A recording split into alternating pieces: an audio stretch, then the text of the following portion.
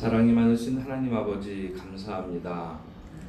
저희들의 영혼에 양식을 주시기 위하여 오늘 이 시간을 허락하여 주심을 감사합니다.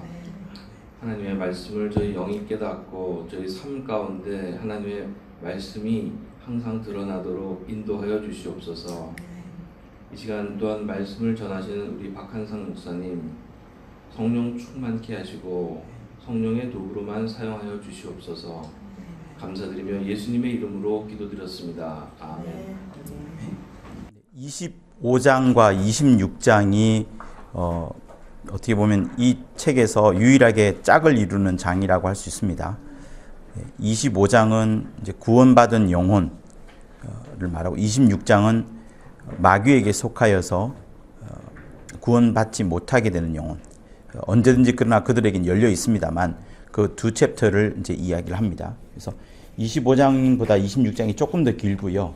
그리고 26장이 이제까지 마무리를 하게 되면 다시 영혼으로 들어갑니다. 이 책 제목 자체가 나 영혼하기 때문에 영과 혼에 대해서 집중을 하는 거고 그런 면에서 다시 영혼으로 이제 들어가게 됩니다. 다만 26장을 공부할 때에 마귀에게 속한다는 부분을 우리가 이제 잘 염두에서 읽을 필요가 있습니다.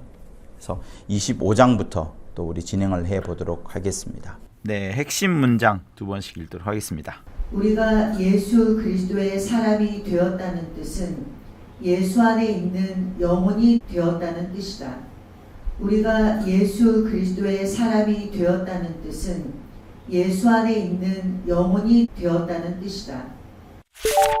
하나님을 믿으면서 성령이 자기 영혼에 계시지 않는 자는 여전히 율법의 정죄를 받으니 밤낮 마귀에게 참소를 당하는 행복하지 못한 영혼들이다. 하나님을 믿으면서 성령이 자기 영혼에 계시지 않는 자는 여전히 율법의 정죄를 받으니 밤낮 마귀에게 참소를 당하는 행복하지 못한 영혼들이다. 그 많은 천사들과 능력 있고 유명한 천사들이라도 감히 하나님을 아버지라 부를 수 없다. 그 많은 천사들과 능력 있고 유명한 천사들이라도 감히 하나님을 아버지라 부를 수 없다. 하나님을 아버지라 부르면서도 아버지에 대한 의심이 나는 것은 영혼이 행복하지 못한 연고다. 하나님을 아버지라 부르면서도 아버지에 대한 의심이 나는 것은 영혼이 행복하지 못한 연고다. 기도는 내 뜻대로 해달라는 것이 아니라 하나님의 뜻대로 되게 해달라는 것이다. 하나님의 뜻대로 하면 내 뜻이 제외될 수도 있고, 기도는 내 뜻대로 해달라는 것이 아니라 하나님의 뜻대로 되게 해달라는 것이다. 하나님의 뜻대로 하면 내 뜻이 제외될 수도 있고, 그러므로 웬만하면 기도한 것에 대해 낙심하지 않는다. 그러므로 웬만하면 기도한 것에 대해 낙심하지 않는다. 그를 향하여 우리의 가진 바 담대한 것이 이것이니 그의 뜻대로 무엇을 구하면 들으심이라. 요한일서 5장 14절. 그를 향하여 우리의 가진 바 담대한 것이 이것이니 그의 뜻대로 무엇을 구하면 들으심이라. 요한일서 5장 14절. 하나님을 아버지라 부를 수 있는 담력이 없으면 결코 하나님의 위로를 받지 못한다. 하나님을 아버지라 부를 수 있는 담력이 없으면 결코 하나님의 위로를 받지 못한다. 육신이 풍복하는 것은 옳은 것이 아니다. 나 영혼이 풍복해야 한다. 내 영혼이 풍복하는 것을 하나님이 아시고 또 들으신 성경도 말할 수 없는 탄식으로 우리를 위해 간구하시나니 내 영도 그와 같이 풍복해야 한다. 육신이 풍복하는 것은 옳은 것이 아니다. 나 영혼이 풍복해야 한다. 내 영혼이 풍복하는 것을 하나님이 아시고 또 들으신 성령도 말할 수 없는 탄식으로 우리를 위해 간구하시나니 내 영도 그와 같이 통곡해야 한다. 하나님이 우리를 사랑하시는 사람은 영원한 모성이다. 우리가 그의 참 자녀라면 하나님을 사랑하는 그 사랑도 영원한 모성이어야 한다. 하나님이 우리를 사랑하시는 사람은 영원한 모성이다. 우리가 그의 참 자녀라면 하나님을 사랑하는 그 사랑도 영원한 모성이어야 한다. 우리가 예수 그리스도를 알므로 받은 최대 선물은 성령을 받은 것이요. 최대 변화는 하나님을 아버지라 부를 수 있는 영감을 얻은 것이다. 우리가 예수 그리스도를 알므로 받은 최대 선물은 성령을 받은 것이요. 최대 변화는 하나님을 아버지라 부를 수 있는 영감을 얻은 것이다.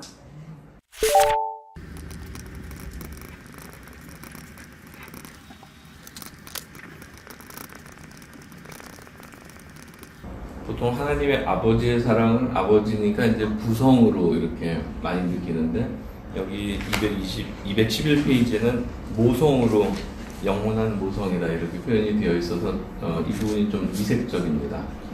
네.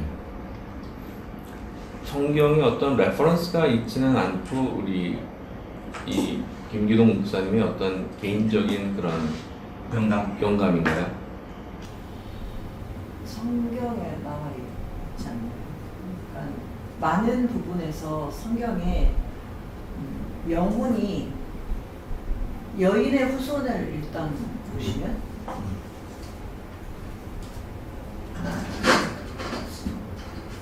아니 어머니 저 먼저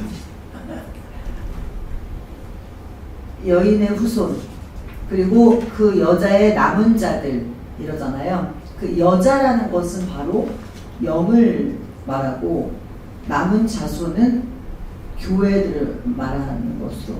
그러니까 여자가 계시록에서 계속 핍박을 받으면서 피하는 것은 그 영을 말하는 거죠. 그러니까 영의 말하자면 숙성이라고 할 수는 없지만 영은 여자와 대비돼서 계속 성경에 말하고 있고 많은 구약에서도 그 어미의 심정으로 이 하나님 아버지께서 내가 이 어미의 심정으로 너희들을 그렇게 젖먹이는 어머니의 심정으로 이렇게 말씀하신 부분이 많이 있습니다. 그 연결돼서 특히 더 성경적으로 나와 있는 것은 여인의 후손이라든지 여자의 남은 자. 그래서 그 여자라는 그 영성의 사랑을 말하기 때문에 우리가 사실 모성이라고 말하는 거지만 그런데 하나님을 어머니라고 하지 않고 아버지라고 하는 것은 제일 근본이 되시는 분 아바라는 그 의미로 아버지라고 하고 그 다음에 그 여신 숭배 사상이 고대에 많이 있었기 때문에 그것과 대비돼서 더 아버지로 이렇게 나온 것은 아닌가 또 그런 말씀을 제가 어디서 들었거든요. 네, 그러니까 그것과는 이제 구별되는 그런 거죠. 그러니까 사실은 그거를 흉내내서 이 모성의 사랑을 흉내내서 지금 많은 이단들이 사실은 있어요. 근데 우리는 그거를 속으로는 이 모성성을 알지만 모성의 사랑을 알지만 하나님을 그러니까 근본이 되시는 분 아버지 이렇게 부르는 걸로 알고 있거든요. 네, 잘 하셨어요. 우리가 많이 배운 부분에서. 레퍼런스로서는 어머니 모성이라는 거의 레퍼런스로는 어찌 젖먹이는 어미가 자식을 잊으며 할 때 네. 하나님이 내가 너희들을 잊지 않는다라는 거기에서 인용하신 내가 어머니다 젖먹이는 그 부분이 가장 레퍼런스라고 얘기할 수 있나요? 아니요, 계시록 12장이 더. 아니, 그러니까 그 부분도 그러니까 틀린 건 아니고요. 틀린 건 아니고 구약에서 사실 가장 모친은 네 엄마는 잊을지라도 나는 너희를 잊지 않겠다라는 부분이 있죠. 젖먹이는 어미가 너희를 잊을지라도 혹시나 잊겠느냐 그러나 나는 너희를 잊지 않겠다라는 이제 부분도 있는데, 이제 시몬이 그 영감을 찾은 것은 그 창세기 3장에 여자의 후손이 나옵니다. 여자라는 부분이 나오고, 굳이 후손을 이야기할 때 남자가 아니고 여자라는 부분을 강조하는 부분이 있고요. 또 요한계시록에 가보면은 그 아들을, 남자를 낳는 여자라는 부분, 그리고 여자의 남은 후손이라는 부분이 있습니다. 그런 부분들이 있으면서 그 여자라는 부분이 과연 무엇이냐, 누구냐, 이런 부분들이 이제 있게 되는 거고, 그런 전체적인 것을 찾아봤을 때 상당히 좀 지금 깊이 있는 내용입니다만, 여기서 이제 모성이 이제 도출되는 거고요. 그러나 그것보다도 우리 일상생활에서 봤을 때 아이를 케어하는 것은, 뭐 처음부터 끝까지죠. 잠자고 입고 먹고 마시고 하는 전부 다를 한 시간도 빼지 않고 다 신경 쓰는 것은 아버지가 아니라 어머니이기 때문에, 그 어머니의 모성이, 사랑이 자식들에게 그 끼쳐지는 영향은 굉장히 크기 때문에, 그 인간 세계의 근본 질서, 기본적으로 있는 그것이 부성보다는 모성이 크다, 이런 부분에서 이제 발견해낸 거고, 또 그뿐만 아니라 이제 성경 자체가 마리아를 이제 우리가 계속 지난 시간에 보았던 것처럼 마리아가 그 예수를 잉태합니다. 예수를 잉태하는 그것이 사실은 쉽지 않습니다. 당장 맞아 죽을 수도 있는 그런 부분이기 때문에, 그럼에도 불구하고 이 예수를, 씨로 들어오는 그 예수를 잉태하고 막 아끼고 양육하고 보호하려는 그 마음, 그걸로 끝나지 않고 계속해서 예수님이 자랄 때까지 주님의 말씀을 계속 듣잖아요. 그 주님의 말씀을 계속 듣는 그것이 또한 예수님을 사랑하는 모성이라는 거죠. 그러니까 우리에게도 하나님의 말씀을 그렇게 내 씨처럼 받아들이고, 그 말씀이 떠나가지 않도록, 그 말씀이 열매를 맺을 수 있도록 계속 품고 있는 그런 것을 하나의 이제 우리 신앙생활의 근본, 하나의 어떤 타입으로 보는 겁니다. 그래서 모성으로 예수를 안고, 모성으로서 말씀을 내가 품고, 마찬가지로 반대로 하나님이 우리를 안으실 때는 아까 말씀하신 것처럼 암탉이 제 새끼를 모을 때 그런 것처럼, 또 뭐 어미가 젖 먹이는 어미가 너를 버릴지라도 나는 너희를 버리지 않겠다라는 그런 부분에 있어서 이제 모성이라는 부분이 더 강조됐기 때문에 모성을 하는 거죠. 부성도 당연히 있겠죠. 네. 하나님을 남자다 여자다, 아버지, 남자, 이 세상에 있는 남자와 여자의 아버지 어머니의 개념으로 보는 것이 아니라 그 모든 부성과, 제가 우리가 생각하는 부성과 모성을 다 포함하신 그 완전하신 그 근본이신 하나님, 그렇게 이해를 하면 더 낫지 않을까. 이 모성도 저희가 이해하기 위해서 이렇게 알려주신 것일 것 같거든요. 그렇죠. 그래서 네, 사실 우리가 이 모성이라고 딱 할 수는 없고, 더 큰 어떤, 하지만 인간이 이해하기 쉽게 영성을 여자로 이렇게 표현해서 우리로 다가가게끔 하신 것 같습니다. 네. 그런데 저는 궁금한 것이요. 그 모성성에 대해서, 모성의 사랑, 그 사랑이 되게 정말 오묘한데요. 성경에서 말씀하시는 그 사랑이 좀 깨닫기가 이게 한이 없을 것 같아요. 정말. 그런데 제가 좀 궁금하게 생각되는 것은 아까 우리가 잘 알 수 있는 어머니의 사랑, 또 진짜 부모가 있으니까 사람이 태어나면, 그러니까 그것이 이제 이해가 되잖아요. 좀씩 그런 식으로 접근이 되는데, 사람이 부모가 자식을 사랑하는 것은 그거는 천륜 같은 그런 거잖아요. 굉장히 정말 악할 자라도 사랑하는 것처럼 인간의 그 인간의 그 너무 그 원형적인 모습이라는 거죠. 그러니까 너무 인간적이라는 거죠, 그게. 예. 모성은 천륜인 것처럼. 그런데 그 모성이 굉장히 인본주의 극치인 것 같은데, 그것을 들어서 우리를 이 영적인 하나님의 사랑, 하나님의 그 신의 사랑을 깨닫게 하신다는 거가 너무, 저는 그게 너무 오묘한 것 같아요. 예. 이게 완전히 상극인 것 같은데, 이거를 엮어서 그 안으로 우리를 인본주의 극치를 통해서 신의 사랑을 우리를 깨닫게 하시는 거가 그게 너무나 오묘하다. 네. 그런 그 궁금증과 함께 하나님이 그 방법을 이렇게 하신 거가 너무 뭐라고 감탄스럽다고 그럴까요? 네. 좀 그런 것 같습니다. 저는 210페이지에 보면은 요한일서 3장 22절에서부터 24절에 네. 쭉 이렇게 말씀대로 그가 우리에게 주신 계명대로 서로 사랑할 것이니라. 이 말씀은 예수께서 우리를 용서하신 것 같이 너희도 서로 용서하고 서로 사랑하라는 것이 포함이 되어 있잖아요. 예. 이것은 예수께서 십자가에서 피 흘려 죽으심으로 말미암아 우리에 대한 사랑을 확증하셨잖아요. 예. 이게 최대의 사랑을 하나님의 모성을 표현하신 그 사랑이잖아요. 그렇죠? 예. 그렇기 때문에 이 하나님의 사랑을 받은 자는 사람과의 관계에서도 용서할 수 있고 사랑할 수 있고 하나님의 모성으로 충만하게 되기 때문에 예. 이것이 막히게 되면은 정말 최대의 선물을 받은 성령이잖아요. 그리고 최대의 변화를 하나님을 아버지라 부를 수 있고 영원히 성령으로 행복해야 되는데 그것이 굉장히 제한돼 버린다. 네. 그렇기 때문에 우리가 이 서로 용서하는 서로 서로 사랑하고 서로 용서해야지만 서로 사랑할 수가 있잖아요. 사실은요. 네. 그게 굉장히 중요하다는 것을 저는 오늘 이 25강을 통해서 네. 또 한 번 굉장히 새롭게 깨닫게 됩니다. 네. 어머니 이야기하시겠어요? 이야기하시겠어요? 209페이지에 하나, 둘, 셋, 넷, 다섯째 줄 제일 끝에요. 그 많은 천사들과 능력 있고 유명한 천사들이라도 감히 하나님을 아버지라 부를 수 없다. 네.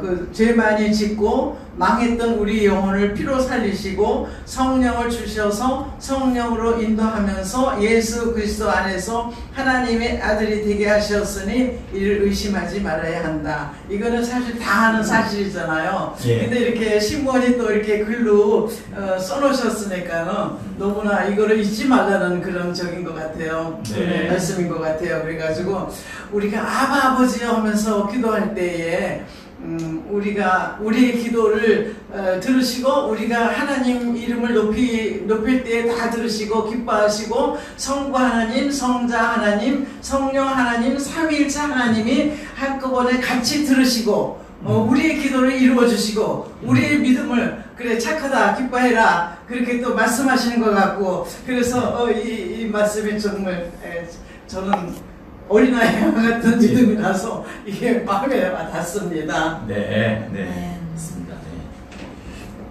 미국에 계신 분들도 한마디 하시죠. 저도 처음에 그 부성 대신 모성애라고 표현한 까닭이 제일 궁금했는데 바로 질문해 주셔가지고 저만의 답을 찾고 있는 중이고요.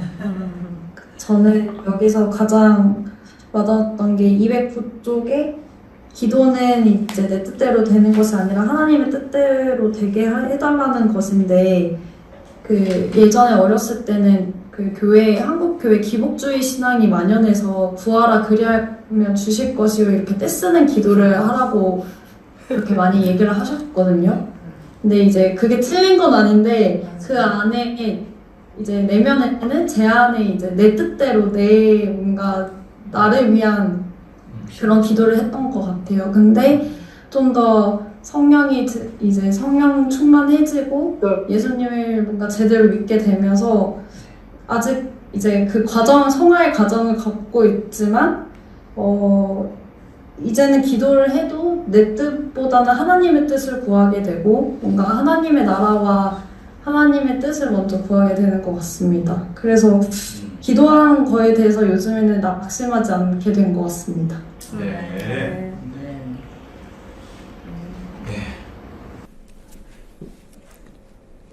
네, 형식적으로 이제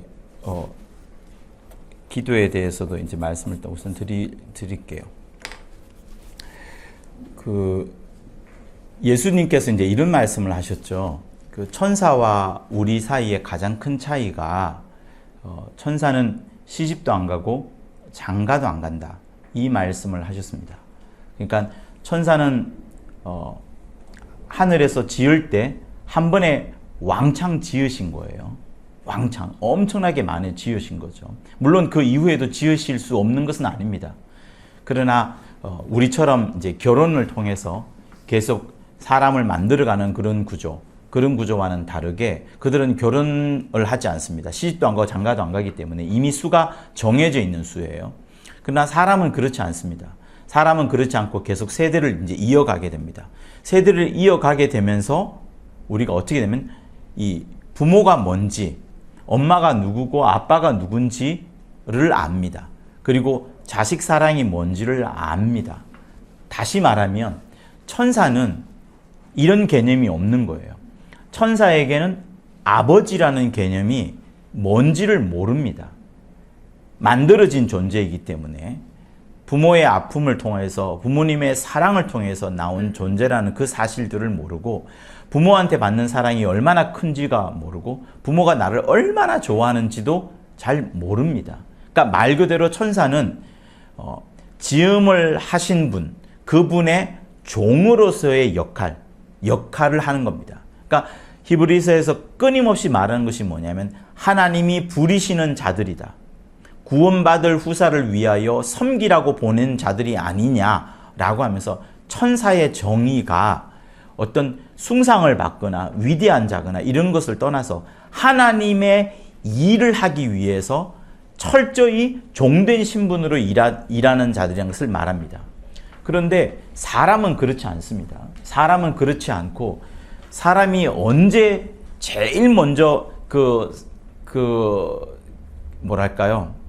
계획 가운데, 하나님의 계획 가운데 나오는 것이 인자라는 것을 품으면서 계획을 하지 않습니까?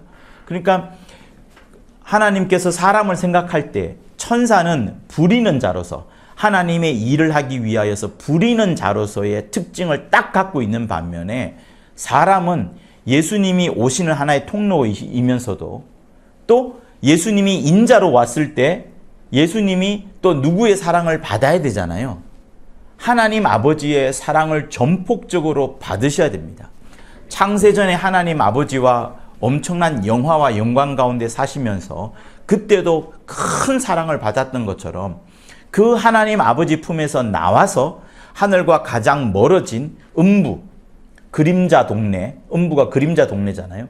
가장 어둠이 짙고 생명이 없고 거짓이 충만하고 도무지 선한 것이라고 없는 그 동네에 와서도 인자가 하나님 아버지의 사랑을 받아야 됩니다. 그러니까 사람은 하나님이 처음부터 생각할 때에 사랑받는 존재로 아버지의 사랑을 반드시 받아야 되는 존재로 처음부터 생각을 하신 겁니다. 그런데 세상 사람들은 어때요? 하나님을 모르고 자기 임의로 다 삽니다.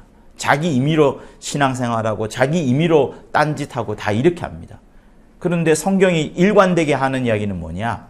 사랑받는 존재가 사람이다. 그런데 그 사랑받는 존재로서 하나의 샘플이 있는데 내 부모가 있고 내 자식이 있으면서 그 부모의 사랑이 어떻고 자식의 사랑이 어떤지를 우리는 알게 됩니다. 저는 여자가 아니어서 모성의라는 부분을 이야기할 때 여자보다는 잘 이해하지 못할 겁니다. 출산을 해보지 못했으니까. 그러나 한편 생각해보면 납득이 되기도 해요. 나의 사랑하는 사람의 씨가 들어와서 이 씨를 품고 점점 몸이 불러가지 않습니까? 10개월 동안에 이걸 느낍니다. 느끼고 마침내 태어나서는 더 많은 생각을, 남편보다 더 많은 생각을, 이상하게 남편보다 더 많이 사랑하고 더 많이 신경을 쓰도록 만들어가는 그 대상이 아이잖아요. 그런 것처럼 저는 여자가 아니지만 그런 부인의 모습을 볼 때 충분히 모성이 이제 느껴지는 것처럼 하나님이 우리를 사랑하시는 것도 부성도 있지만 암탉이 자기 새끼를 모음같이 그렇게 아껴주는 것. 또 이제 더 중요하게 우리가 알아야 될 부분은 뭐예요? 내가 예수님의 말씀이 내 속에서 자라야 되지 않습니까? 그러려면 내 영이 하나님의 말씀을 받습니다. 내 영이 하나님의 말씀을 받아서 그 말씀의 씨가 내 영에 떨어지고 이거를 잘 키울 때까지 물을 공급하고 햇볕을 공급하고 따뜻하게 만들어가고 하는 이런 수고와 노력들이 우리 안에 필요하다는 것. 그러니까 말씀을 배웠으면 그 말씀이 내 안에서 자랄 수 있도록 가시나무가 오든 새들이 오든 쪼아먹든 간에 막 자랄 수 있도록 내가 수고해야 되는 그런 부분을 또한 이 책은 모성이라고 이야기합니다. 엄마의 마음으로 하나님의 말씀을 품는 거죠. 말씀을 품는 게 사실 예수를 품는 것과 똑같습니다. 마리아가 자기 아들이라고 생각하면서 계속 키워왔던 그 예수를 계속 품어왔던 그것처럼, 그리고 어른이 되었어도 예수님의 말씀을 전부 다 기억한 여자가 모친 마리아입니다. 모친 마리아가 하나도 놓치지 않고 다 기억했기 때문에 사도 요한이 모친 마리아를 모시면서 사람으로 계셨던, 공생에 살기 전에 예수님의 모든 모습들의 이야기를 다 들었고, 그러면서 야, 예수님이 사람으로서도 이렇게 착하게 살았구나, 이렇게 의롭게 살았구나, 그런 것들을 또 말해주는 면이 있습니다. 네, 그런 면에서 우리에게 모성 혹은 결혼 이런 것들이 천사와 완전 다르다는 부분들을 하시면 좋을 것 같고, 이렇게 하나님은 어떤 인간이 갖고 있는 역사 속에 있는 것들을 들여다가 체험시켜 주는데, 모성과 엄마와 나 사이는 완전 이런 더 큰 체험은 없잖아요. 가장 큰 체험을 통해서 하나님의 사랑을 가르쳐 주는 부분, 그런 부분이 있습니다. 그리고 이제 기도라는 부분을 이제 이야기했는데, 기도라는 것은 사실 저축입니다. 저축. 기도는 저축 통장이에요. 내가 혹시 하나님의 뜻대로 기도하지 않을 때가 있어 왔었습니다.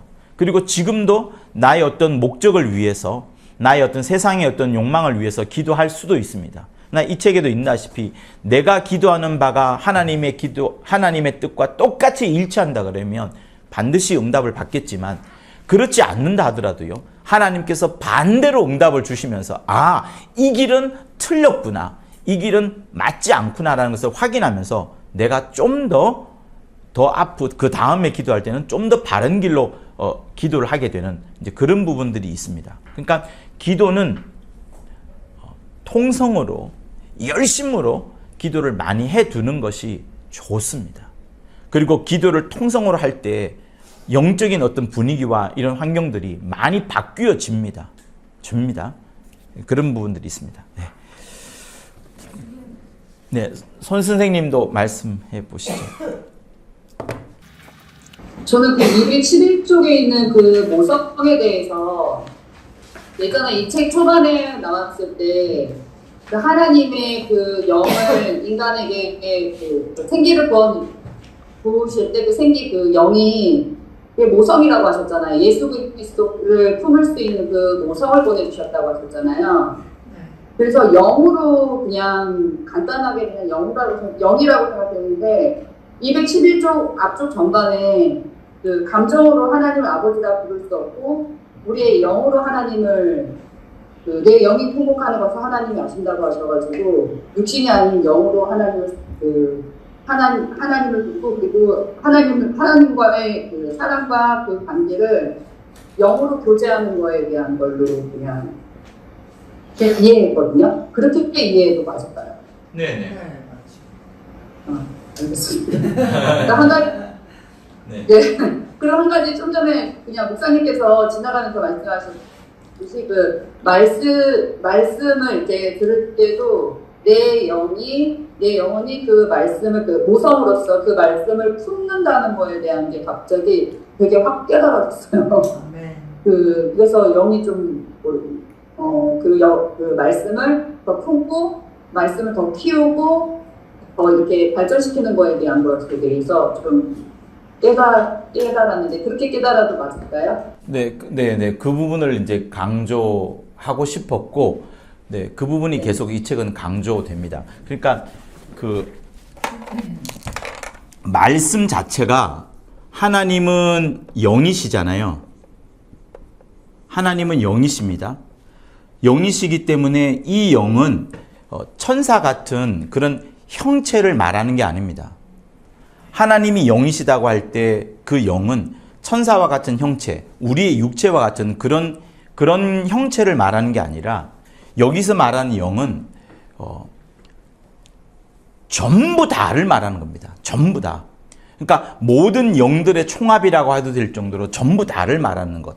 그러니까 보이지도 않고 만져지지도 않고 느껴지지도 않는 것. 지금 마치 우리가 공기가 느껴지지 않고 여기 습도가 잘 느껴지지 않는 그런 것처럼 거의 우리가 못 느낄 정, 아예 못 느끼는, 그러나 뭐라고 할까요? 근원이다, 전부 다, 본질이다, 이런 것들을 말하는 겁니다. 그런데 그런 영이 우리 눈에 보이도록 나타나는 게 말씀으로 나타나고, 말씀도 애매모호하지만 이 말씀보다 더 확실하게 나타난 것이 말씀이 육신이 되어 우리 가운데 오신 예수. 그래서 이 예수를 뭐라고 해요? 하나님의 본체의 형상. 아예 형상이라고 말합니다. 그러니까 원래 근본적으로 신은 형상이 없어요. 형상이 없어야 신입니다. 그런데 세상 사람들이 돌이나 바위, 소나무 이 앞에 가서 신처럼 섬기는 거지. 그래서 그런 것들을 우상이라고 말합니다. 신은 원래 눈에 보이지 않아요. 초월적 존재입니다. 초월적 존재.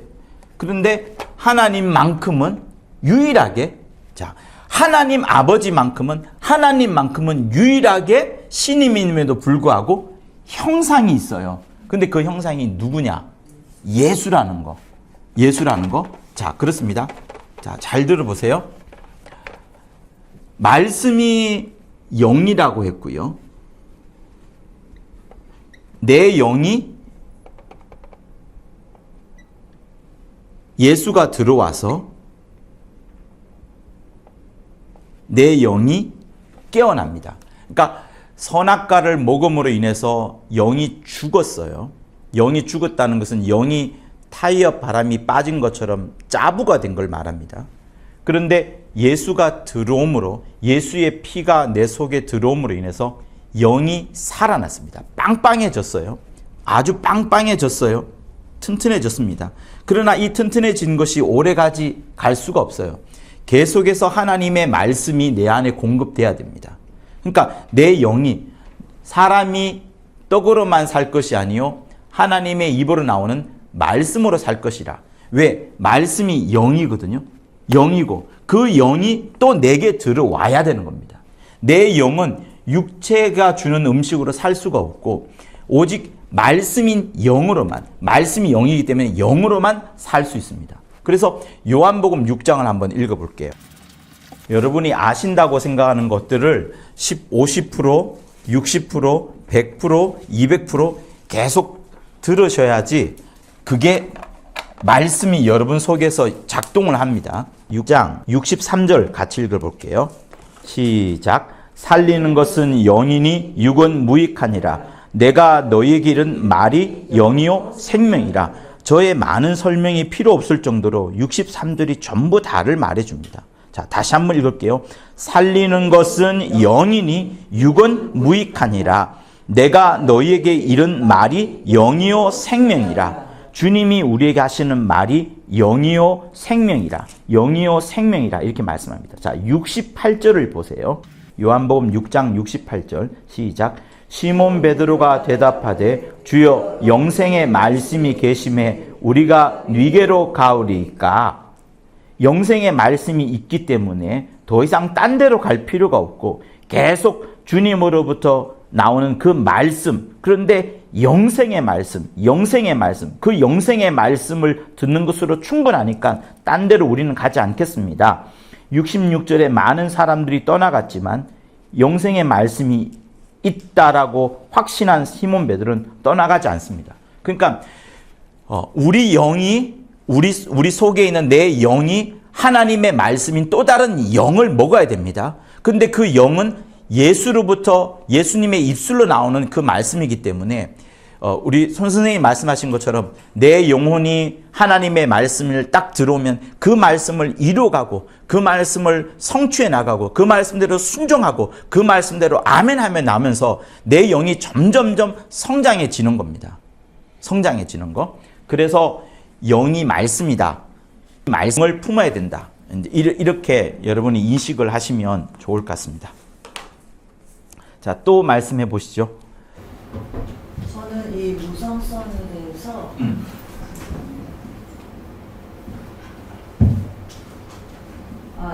저는 이 모성의 그 사랑에 대해서 어떤 체험이 있었는데요.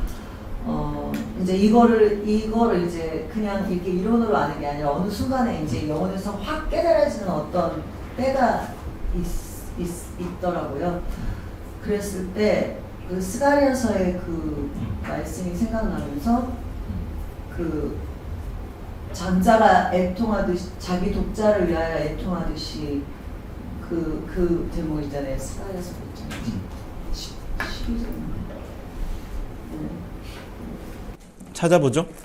내가 스가랴서 12장 10절인데 내가 다윗의 집과 예루살렘 거민에게 은총과 강구하는 심령을 부어주리니 그들이 그 찌른 바 그를 바라보고 그를 위하여 애통하기를 독자를 위하여 애통하듯 하며 그를 위하여 통곡하기를 장자를 위하여 통곡하듯 하리로다. 이 말씀이 이제 저에게 막 박히면서 내 영혼이 예수 그리스도를 그 사랑하는 그 심령과 내가 예수 그리스도에 대한 그런 회개가 이제 막 마치 내 자식을 사랑하는 그 사랑과 비견이 돼서, 그러니까 자식을 사랑하는 사랑은 가장 아픈 사랑, 말하자면 나의 목숨을 버리는 사랑이잖아요. 자식이 만약에 어디 가서 핍박을 당하면 내가 가서 싸울 거예요. 나는 내가 이 엄인데 누구든지 부인하지 않는다는 거죠. 숨지 않는다는 거죠. 자식이 핍박을 받을 때는. 어머니는 나가잖아요. 네. 그런 사람, 그리고 자식은 어떤 경우에도 저의 심령에 어떤 가장 아프고 지극한 말로 표현할 수 없는 그런 사랑이잖아요. 네. 그것과는 비교도 될 수 없는 그거랑 비교해서 내 영혼이 그렇게 예수를 막 그렇게 사랑하는 그 심령이 저한테 약간 왔다 그러나? 그래서 그날 제가 몇 시간을 울었는지 모르겠어요. 이거를 가지고. 네. 근데 이제 내 영혼이 우는 거죠. 그렇게 시간이 지난 줄 모르고 막 울었을 때는. 그래서 그 사랑, 내가 그런 그 모성으로 내가 예수님을 그렇게 사랑해야 된다는 거. 내가 예수님을 사랑하되, 그렇게 모성성의 사랑, 영혼의 사랑으로 그 예수님을 내 목숨보다도 어미가 자식을 위해서 목숨을 던져버리는 것처럼 그렇게까지 사랑해야 되는 그런 거를 제가 한번 굉장히 깊이 깨달은 적이 있어요. 그 이후에도 뭐 그런 경험, 체험이 그게 잘 오진 않았지만 어쨌든 그때 제가 깨달은 거는 뭐냐면, 그리고 나서 이제 그거를 제가 여러 사람들한테 나눴고, 그 전에는 제가 중국의 어떤 다른 공동체랑 같이 일할 때라서 거기서도 나눴었는데 이제 공감을 갖지 못했어요.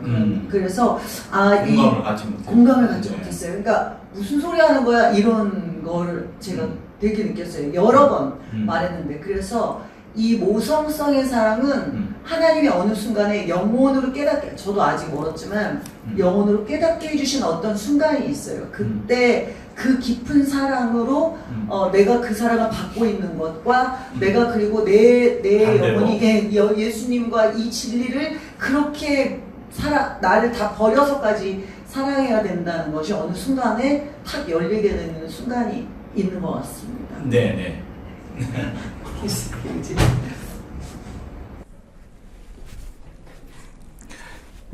주제가 이제 모성이 아니고 사실은 아버지라고 부를 수 있는, 아버지라고 부를 수 있는 그 부분인데 모성을 계속 강조를 하시네요. 그러니까 이 책이 계속해서 반복되는 부분이기도 하고 새로운 이슈일 수도 있는 이제 부분이기도 합니다. 자, 성경에 이제 일전에 한번 우리가 논의는 한번 선교사님이 한 분이 질문해 오셨기도 한데요.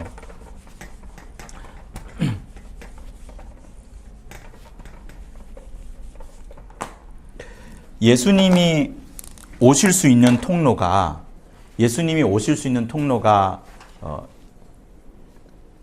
하와를 통해서 원래는 오시려고 했었습니다. 그러니까 낙원이라는 공간, 그러니까 에덴이라는 공간, 낙원이 아니죠. 에덴이라는 공간 자체가 이미 예수님이 오시기 위하여 모든 준비가 된 공간이에요. 그래서 여러분 늘 생각하셔야 됩니다. 항상 무엇을 생각해야 되냐면, 자, 일단 요거 한번 지워볼게요.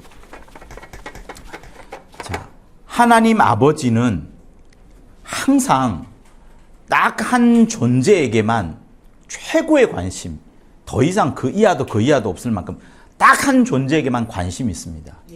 예, 그게 이제 아들 예수예요. 물론 요한복음 3장에서는 세상을 이처럼 사랑하사라는 부분이 있습니다. 아들을 버릴 만큼의 그 세상을 사랑하사라는 부분이 있습니다. 그러나 그보다 더 깊게 보는 그것이 지금 우리가 공부하고 있는 그 부분이에요. 하나님은 아들 예수에게 모든 관심이 있습니다. 이 아들을 위해서 모든 만물을 지었고 이 아들 때문에 모든 만물이 있게끔 이제 하신 거예요. 그런데 또 반대로 이 아들 예수는 이 땅에 와서 굳이 하려고 하는 게 있습니다. 꼭 하려고 하는 거.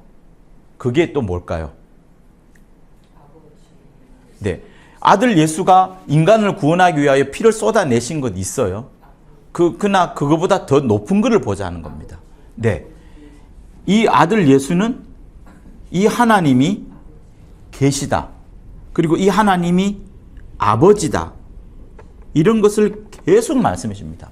그러니까 요한복음에서 유독 많이 나오는 단어인 아버지, 그리고 사도들 중에 다 죽었지만 사도 요한만큼은 사도 요한이 에베소 근처에서 모친 마리아를 모시고 어느 정도 살았어요. 이건 뭐 가톨릭에 나오는 이야기긴 한데 참고로 아시면 되겠죠. 어쨌든 사도 요한이 예수로부터 가장 많이 사랑을 받은 자였고 성만찬 때 품에 앉아있던 사람이고 누구보다 사랑을 많이 받았다고 자기도 기록을 하고 있습니다. 그 사랑을 많이 받았던 자가 오래 살면서 인간 예수를 이야기도 들었었고 수많은 세월을 살면서 여러 가지 하나님이 일하시는 감동을 받았는데 마지막에 쓰면서 요한복음을 쓰는데 그 요한복음에 아들과 아버지 관계를 굉장히 써냅니다. 그래서 여러분 진짜 이 관점을 가져야 됩니다. 하나님께서는 아들인 예수만을 이 세상에 다 드러내고 예수에게 모든 영광이 가게끔 하고 예수에게 모든 사람이 관심을 갖도록 하면서 다 예수에게 집중하고 예수 이름을 부르기를 원합니다. 이 이름 자체의 뜻이 구원이거든요. 이 이름을 부르도록 원합니다. 그런데 그 아들은 예수는 이 땅에 와서 전부 다 하나님 아버지의 뜻대로만 합니다. 자기 뜻은 하나도 관철시키지 않아요. 자기 뜻을 드러낸 적도 없는 것 같아요. 전부 다 아버지. 내 말하는 것도 아버지의 말이고 내가 행사하는 것도 아버지가 움직이는 것을 보고 내가 한다라고 말할 정도로 전부 아버지만 드러내고 그러다 보니 나중에는 아버지가 나보다 크보다라는 말씀도 했지만 아버지와 나는 하나이다 이런 말씀도 합니다. 그러니 이 관계를 생각하셔야 돼요. 하나님 아버지는 아들에게 근데 아들은 하나님 아버지께 아버지를 항상 드러내려고 하는 거. 계속 아버지만 말하려고 하고 아버지만 드러내려고 하는 그거를 계속 반복합니다. 이 관계가 계속 반복이 돼요. 그리고 이 사이에는 물론 성령이 계시지만 이 부분이 있습니다.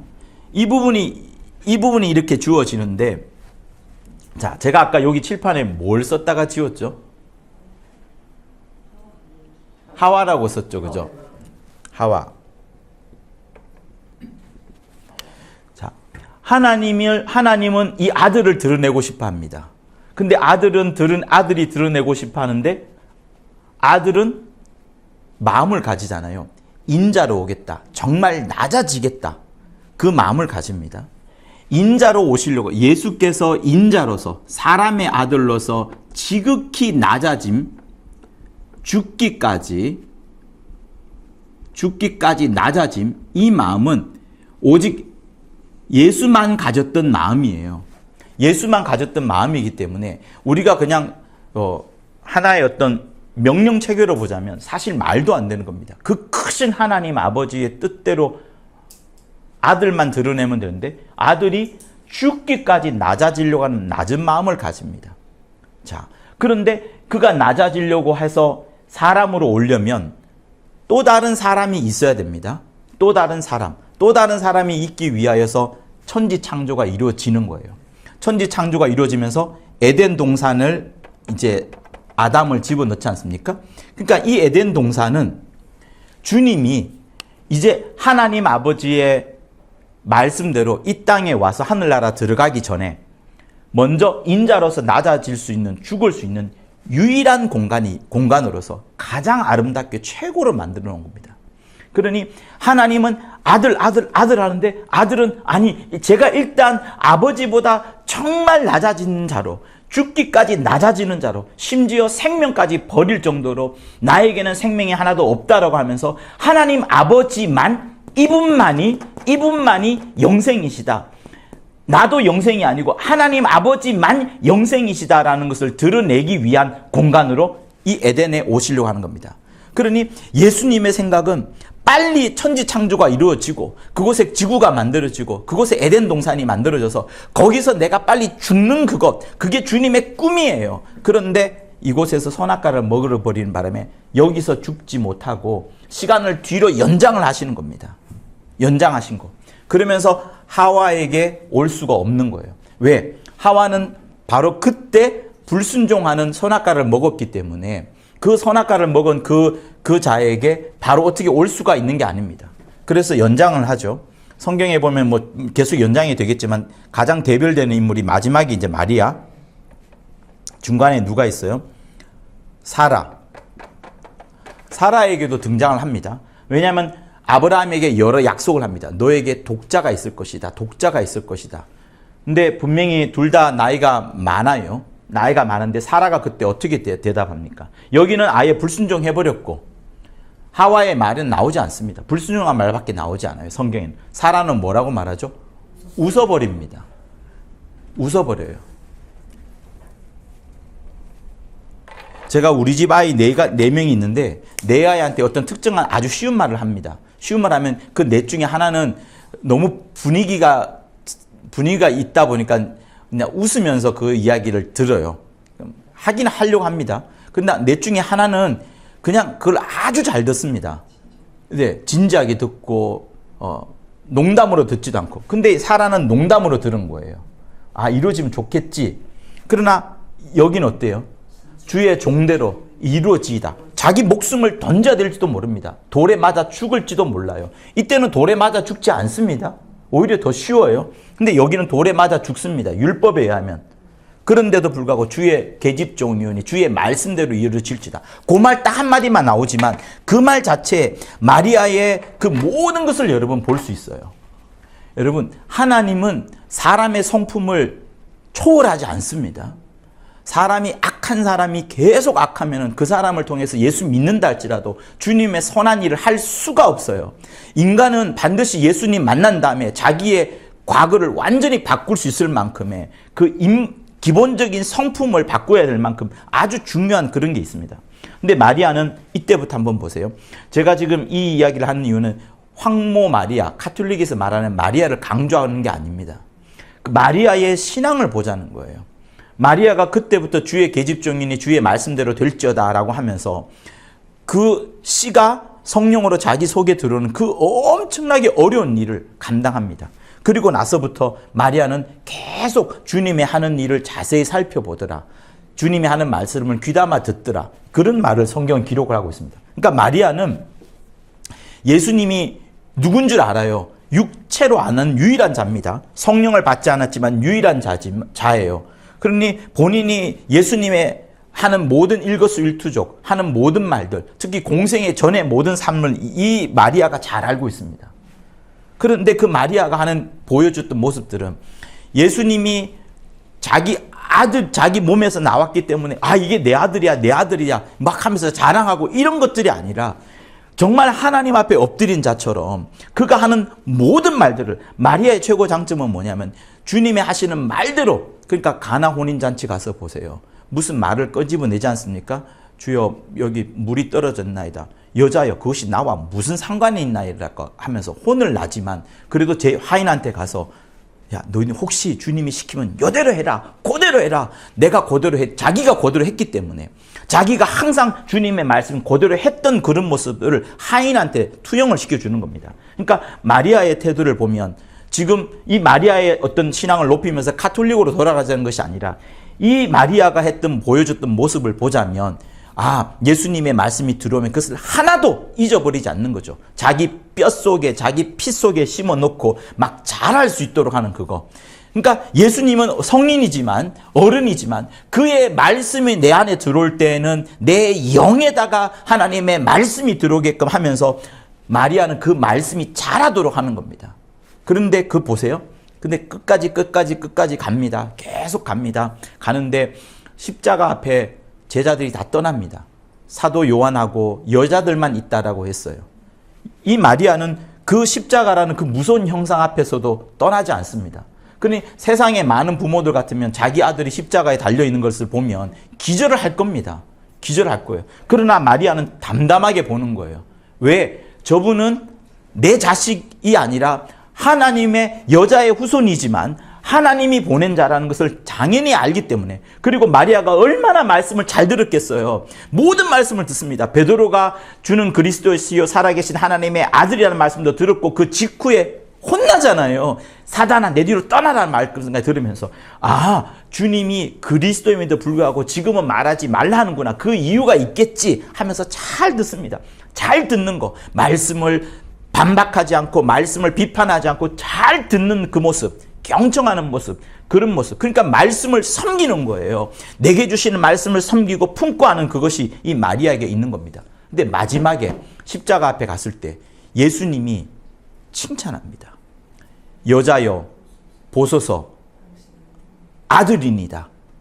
그러니까 그 말이 뭔가 하면 여러분, 그제서야 예수님이 당신이 그토록 아끼고 사랑했던, 그리고 품으려고 했던, 모성으로 안아주려고 했던, 모성으로 계속 케어하려고 했던, 말씀도 케어하려고 했고 말씀도 떠나가지 않으려고 했었고 내 모든 일거수일투족을 잘 아시는 분, 당신이야말로 정말 내 모친입니다 라는 고백을 하면서 그 여자에게, 그 마리아에게 그가 말씀을 대하는 태도, 예수님을 섬기던 태도, 그 모든 것들을 칭찬해주는 그 말이 여자여 보소서 아들입니다. 여자애라는 말은 귀부인이란 뜻이에요. 좋은 뜻입니다.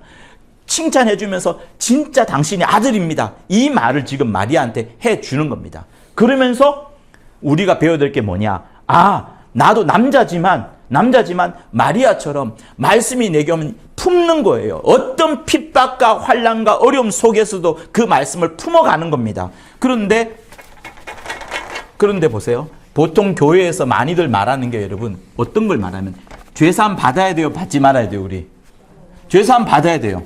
그죠? 죄사함 받아야 됩니다. 근데 많은 교회들이 죄사함 받고 그 다음에 구원 얻고요, 그 다음에 기도 많이 해서 물질의 형통도 구하고요, 명예도 찾아서 명예를 얻은 다음에 막 이렇게 높은 위치에서 전도하면 되겠지 하는 그런 것들도 합니다. 그러나 성경은 여러분 뭘 말하느냐 하면 히브리서 13장을 한번 펴보세요. 13장 13절.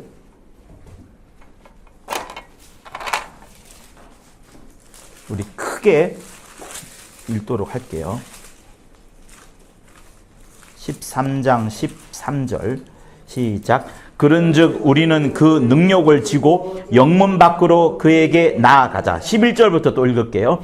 이는 죄를 위한 짐승의 피는 대제사장이 가지고 성소에 들어가고 그 육체는 영문 밖에 불사름이니라. 이러므로 예수도 자기 피로서 백성을 거룩해 하려고 성문 밖에서 고난을 받으셨느니라. 장로님은 비아 돌라로스 다 걸어가 보셨어요? 예. 비아 돌라로스라고 해서 글씨를 이렇게 주님이 십자가를 지고 이제 마지막 걸어가시는 그 길을 이제 순례 여정하는 사람들이 많이 돕니다. 그래서 그거를 이제 아주 유명하게 비아 돌라로스라고 합니다. 자, 히브리서 13장 13절은 능욕을 지고 영문 밖에서 영문 밖에서, 그러니까 예루살렘 도성 밖에, 그러니까 어디예요? 골고다예요. 골고다에서 그가 죽으신 그 부분을 히브리서 13장 13절은 이야기를 합니다. 근데 자세히 보면 이렇게 해요. 피는 성소 안에서 뿌려집니다. 성소 안에 뿌려지면서 하나님 아버지 앞에 드리는 게 있어요. 그러나 그의 몸은 불살라진 부분을 이야기를 합니다. 이거는 뭘 말하냐면 속죄제를 말하는 거예요. 자, 속죄제가 있고 번제가 있는데 번제 역시도 피를 뿌립니다. 지성소에 뿌립니다. 속죄제도 지성소에 불을 뿌리는 거예요. 근데 이 둘의 차이가 뭔가 하면 번제제는 에베소서 5장 2절에 보면 향기로운 제물과 생축이란 말이 있습니다. 그러니까 주님의 몸이 두 가지예요. 주님의 몸이 예루살렘 성 밖에서 영문 밖에서 골고다 언덕에서 능욕을 받고 온갖 치욕을 다 당하고 온갖 고난을 당하고 온갖 어려운 길을 다 당하면서 죽었던 돌아가셨던 그 부분은 속죄제로서의 제사를 말하는 겁니다. 그러니까 속죄제는 피는 성소 안에 뿌리지만 그 몸덩어리 있죠. 몸덩어리에서 나온 피 빼고 몸덩어리 전부 다는 바깥에서 다 불태워버립니다. 왜? 이 속죄제 할 때는 그 사람의 몸이 죄덩어리로 보기 때문에 이 속죄제는 다 태워버립니다. 그러니까 속죄제로 할 때 육체는 태워버리는 겁니다. 그래서 이게 능욕을 찌고 영문 밖으로 가는 것인데 번제로 드린다는 것은 뭐냐면 예수님의 육체가 하나님께는 보세요. 하나님께는 향기로운 제물과 생축이 되는 겁니다. 그러니까 주님이 십자가에서 역사 속에서 어때요? 역사 속에서는 십자가를 지고 예루살렘 밖으로 가서 거기서 십자가에 달려서 죽으시는 모습은 속죄제로서 완전히 불태워버리는 그것과 똑같습니다. 똑같아요. 그런데 그것이 하나님께는 번제로 드린 하나님께는 향기로운 제물과 생축이 된다고 말하는 겁니다. 우리는 교회에서 계속 병 고치고 잘되고 승리하고 이기고 어려움을 해결해나고 이런 부분들을 교회로 생각하는데 그거는 다른 종교에서도 역시 똑같이 있습니다. 그러나 성경이 진짜 말하는 바는 이거를 말하는 거예요. 우리에게 능욕을 지고 과연 영문 밖으로 갈 수 있느냐? 마치 모친 마리아가 그 모든 핍박과 어려움과 능욕까지 다 참아내면서 끝까지 하나님의 말씀이 내 안에서 떠나가지 않고 내 안에서 여물고 자라고 뿌리 내리고 막 커질 수 있도록 한 그것이 여러분 마리아도 능력을 쥐고 영문 밖으로 간 것이고 스데반도 능력을 쥐고 영문 밖으로 간 것이고 사도 바울도 능력을 쥐고 영문 밖으로 간 것인데 한국교회가 이 부분을 말하지 않는다면 역시 또 종교로 흘러가는 그 부분을 말하는 겁니다. 그러니 모친 마리아로서 그냥 아이들을 아껴두는 그곳을 넘어서서 내가 예수를 안고 예수님의 말씀을 특별히 더 귀히 여기고 이 말씀을 내게서 순종하면서 내가 지켜질 수 있도록 그것이 능욕을 줄 수도 있고 핍박일 수도 있고 고난일 수도 있고 가시관일 수도 있지만 그렇게 해야 되는 부분을 성경은 이야기를 하고 있는 겁니다. 그런데 그런 능력을 주고 영문 밖으로 갔던 것들이 하나님 아버지 앞에는 뭐라고요?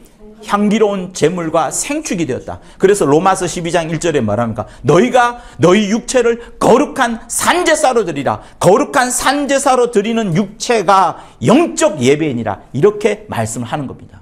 그러니 이거 없이 곧 제자들로서의 예수님의 걸어갔던 이 죽음의 삶, 능력을 지고 영문 밖으로의 삶을 몰라 버린다면 예수님의 걸어간 길을 제대로 알지 못하는 거예요. 그냥 기도해서 얻고 이겨내고 다 승리하고 이것만 성경에 있는 게 아닙니다. 이 길이 반드시 있는 거예요. 그래서 이런 부분을 꼭 생각해 주시기를 부탁을 드리고 잠시 쉬도록 할 건데 이 부분을 다시 한번 설명드릴게요. 번제의 가장 중요한 것은 죄를 사하는 게 아닙니다. 죄를 사하는 것보다 향기로운 제물이 되는 거, 하나님께 기쁨이 되는 거, 하나님께 순종이 되는 부분을 말하고 속죄제는 철저하게 죄를 사하는 겁니다. 그러다 보니 피는 물론 그 성소 안에서 뿌려지지만 육체는 다 불태워버리는 겁니다. 그래서 히브리서에서 말하는 제사는 속죄제를 말하는 것이고 번제를 말하는 게 아니라는 부분, 그 부분을 좀 아셨으면 좋겠습니다. 네, 잠시 쉬었다가 할게요. 질문도 나중에 해주세요.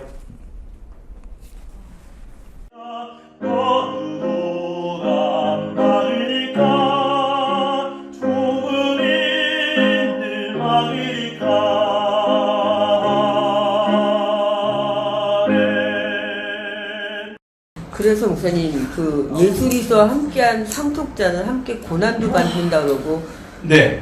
예수님께서 예수 믿는 자가 핍박을 받는다고 얘기하잖아요. 마지막 때 고난도 받는다. 근데 그게 너무 교회에서는 일반적으로 빠져 있죠. 네. 네. 그러니까 많이 강조를 안 할 때 버려버렸죠. 근데 성경에는 뭐 여자의 남은 후손들이 마귀와 싸우려고 바닷머리에 썼더라라고 있는 것처럼 사실 고난이 없이는 교회가 성장도 안 했고 순수해지지도 않았고 그런 부분들이 이제 있죠. 네. 그래서 자꾸 교회가 이렇게 커지려고 안타까운 게 목사님들이 너무 이렇게 뭐 어디 이렇게 막 뭐 예를 들어서 WCC, WE에 뭐 이렇게 받으려고 그러는 게 자꾸 그렇게 고난보다는 자꾸 뭔가 이렇게 감투를 네. 얻으려고 하는 거 아닐까 그런 생각이 들어요. 네. 근데 그게 하나님의 뜻대로 하는 게 아니잖아요. 저희들도 물론 하나님의 뜻대로 그렇게 하지 못한 부분도 많지만은 네. 교회가 하나님의 뜻대로 하지 않기 때문에 징계를 받는 게 아닌가. 네. 하나님을 사랑하는 자식을 징계를 하시잖아요. 네. 그래서 징계를 받으면 얼마나 예수 그리스도의 고난에 함께 동참을 해가는 게 아닌가. 그런 마음 참 많이 듭니다. 그러니까 큰 교회가 되는 것이 자랑인 게 아니고 그 속에서 더 순수함이 이제 묻어나야 되고 어떤 교회 시스템이 있음으로 인해서 복음이 잘 흘러가고 콘텐츠가 잘 양산되는 부분들 그런 부분은 좋긴 한데 이게 이제 요령이 돼버리면 그리고 또 어떤 게 막 너무 구제 쪽으로 구제 쪽으로 너무 흘러가다 보니까는 그게 막 그러니까 물론 하나님 예수님께서는 부유하시고 그러면 가난하게 대신 우리 위해서 부유케 하려 하셨기 때문에 물론 이 땅에서 어떤 영적인 축복도 받지만 어떤 물질의 그 축복을 받아서 어떤 뭐 물론 성경 헌금도 하고 구제도 해야 되지만 또 한편으로는 어떤 면에서는 그 구제 쪽으로만 너무 흘러가다 보는 그런 성향의 교회도 있고 그러다 보니까는 이게 가난하면 뭔가 완전히 무슨 저주받은 것 같고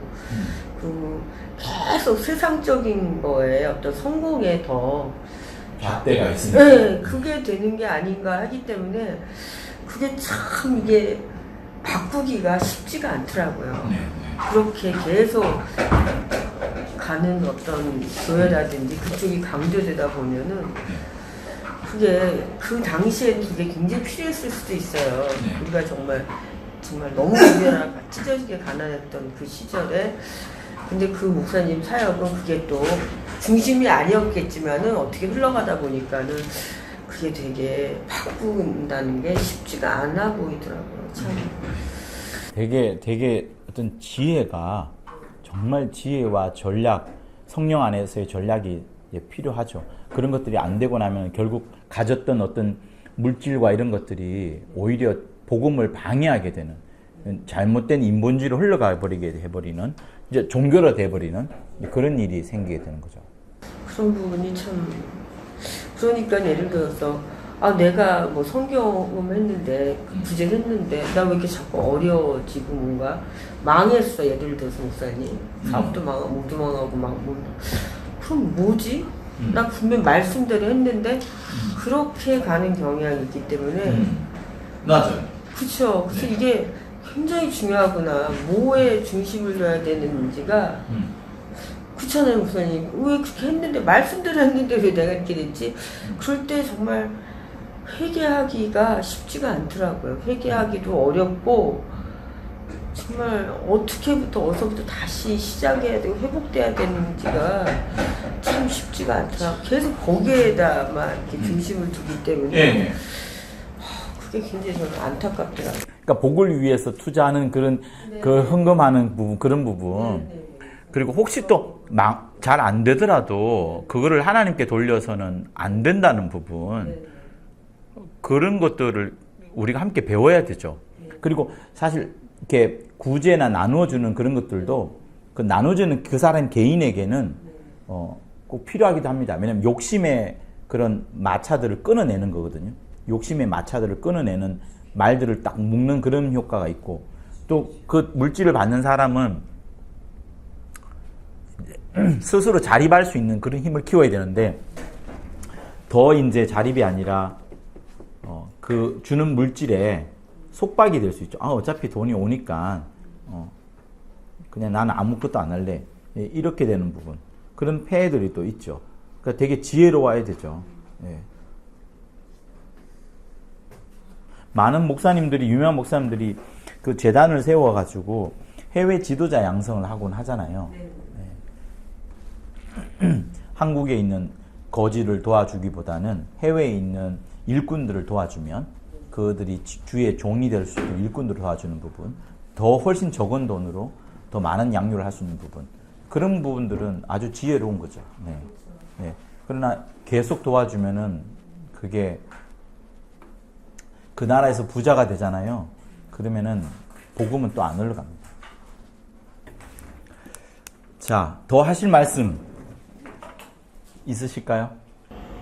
저는 얼마 안 들었지만 이번 성경 공부를 통해서 계속해서 하나님이 저희 영혼을 뭔가 이 세상에서 행복하라고 하시는 게 계속 와닿아요. 그래서 이제 아까 목사님도 뭔가 부모 되는 것이랑 결혼을 통해서 이제 인간은 하나님이 이제 사람을 사랑하는 존재로 창조하셨고 그걸 통해서 이제 하나님이 나를 얼마나 사랑하시는지 이제 알게 해주신다 했는데 생각해보니까 이제 결혼을 하고 남편의 사랑을 듬뿍 받으니까 다른 사람이 저를 봤을 때 너 엄청 행복해 보인다 이러거든요.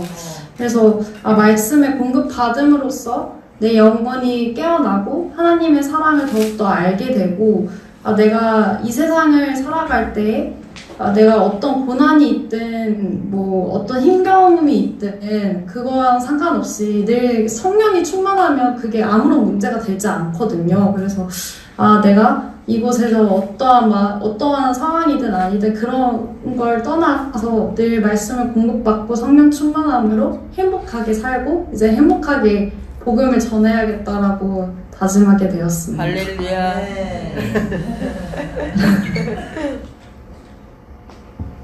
선생님도 말씀해 주세요.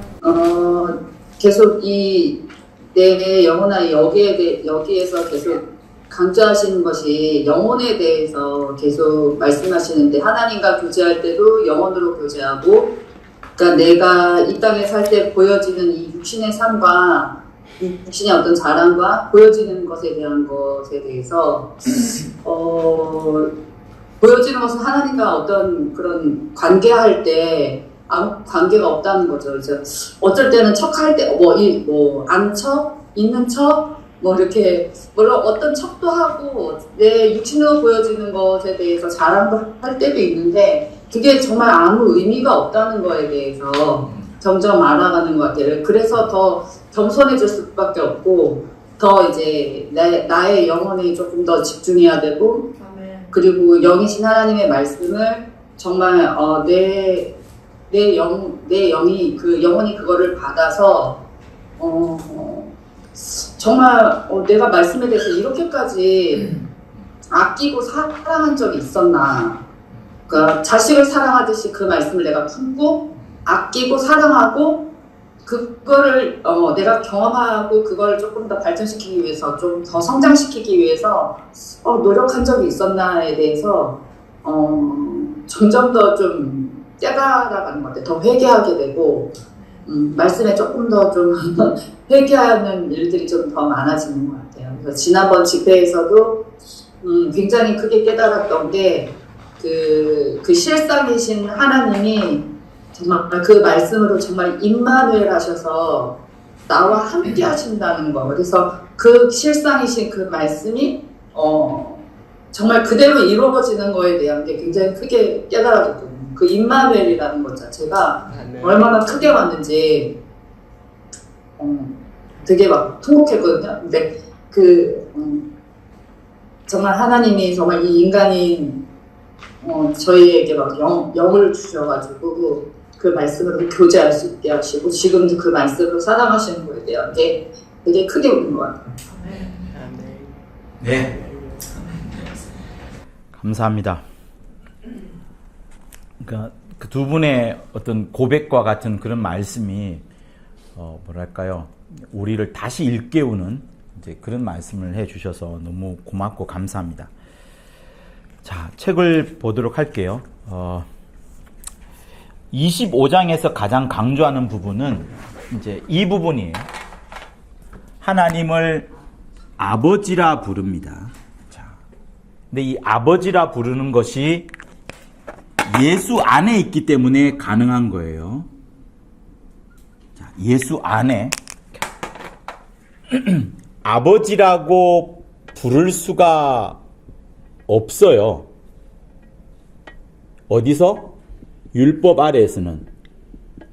율법 아래에서는 하나님을 아버지라고 부를 수가 없습니다. 물론 구약 성경에 시편이나 이런 곳에도 보면은 아버지라는 용어가 나오긴 합니다. 그러나 그거는 주로 잘 살펴보면 유대 민족 전체가 하나의 어떤 제사장이 그 유대 민족을 대표해서 하나님을 아버지라 부르는 이제 그런 부분, 약간의 어떤 민족성, 공동체적인 그런 의미가 있습니다. 그런데 예수님이 이 땅에 오셔서 맨 처음 가르치신 성경의 신약의 앞부분에 있는 내용, 주기도문, 하늘에 계신 우리 아버지여라고 말합니다. 그러니까 이 부분이 여러분 충격이에요. 유대인들에겐 충격이고 제자들에게도 충격입니다. 너희가 이렇게 배워라가 아니라 이렇게 기도하라라고 하면서 아버지라 부르게 하신 겁니다. 아버지라. 그러니까 율법 아래에서는 아버지라고 못 부르는데 이 아버지라고 부를 수 있는 것은 예수 안에서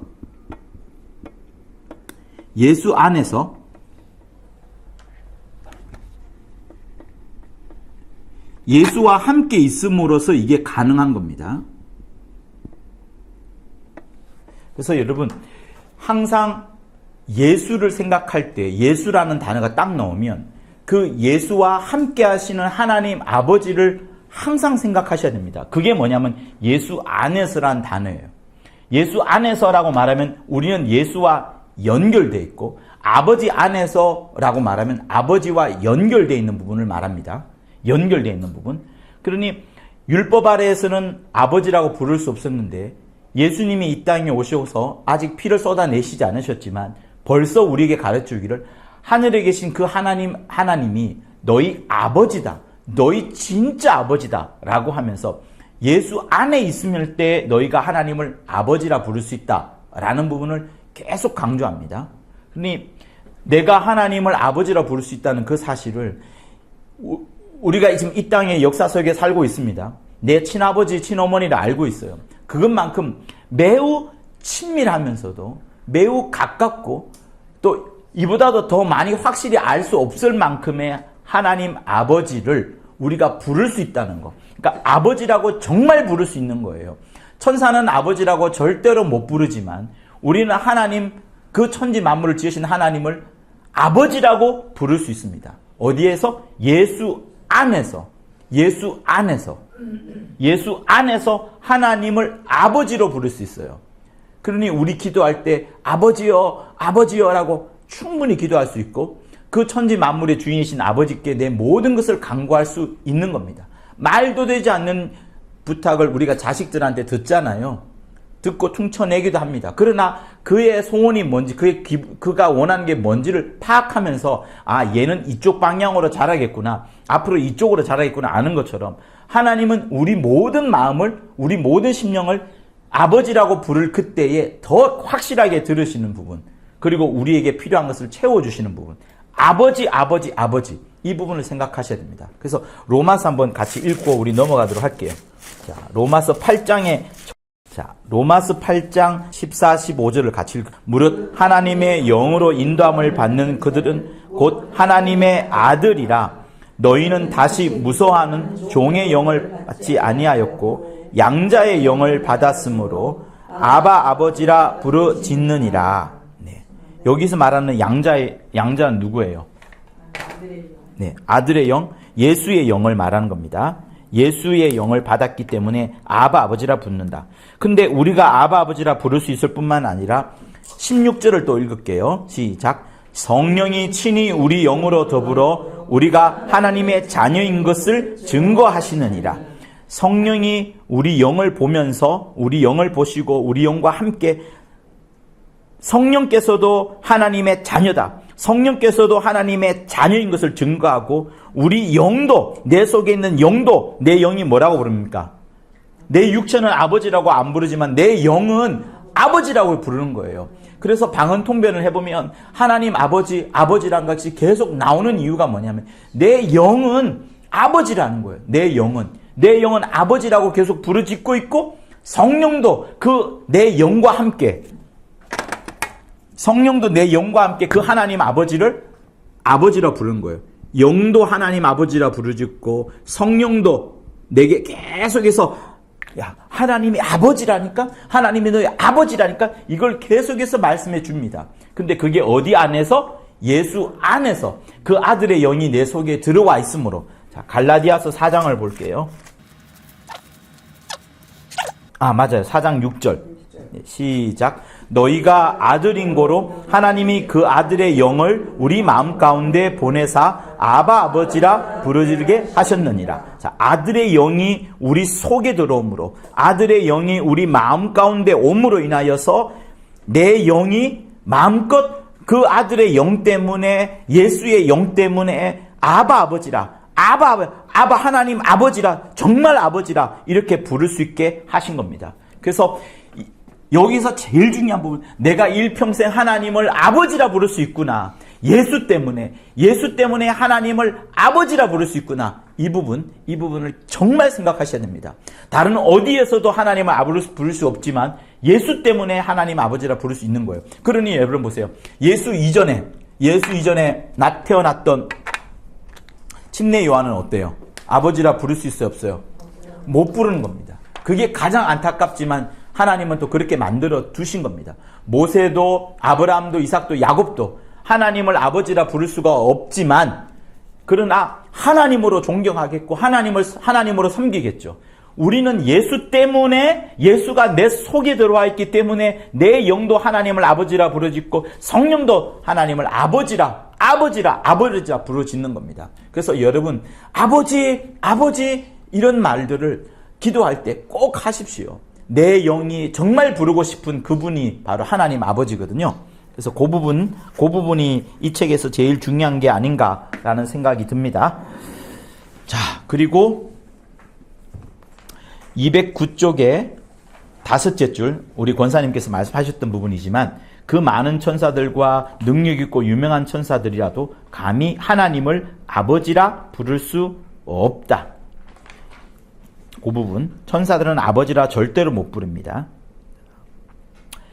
209쪽 밑에서 3째 줄, 웬만하면 기도한 것에 대해 낙심하지 않는다. 낙심하지 마십시오. 기도한 것 그 자체부터가 벌써 저축이 되는 겁니다. 그리고 기도할 때는 여러분 힘있게 하십시오. 그냥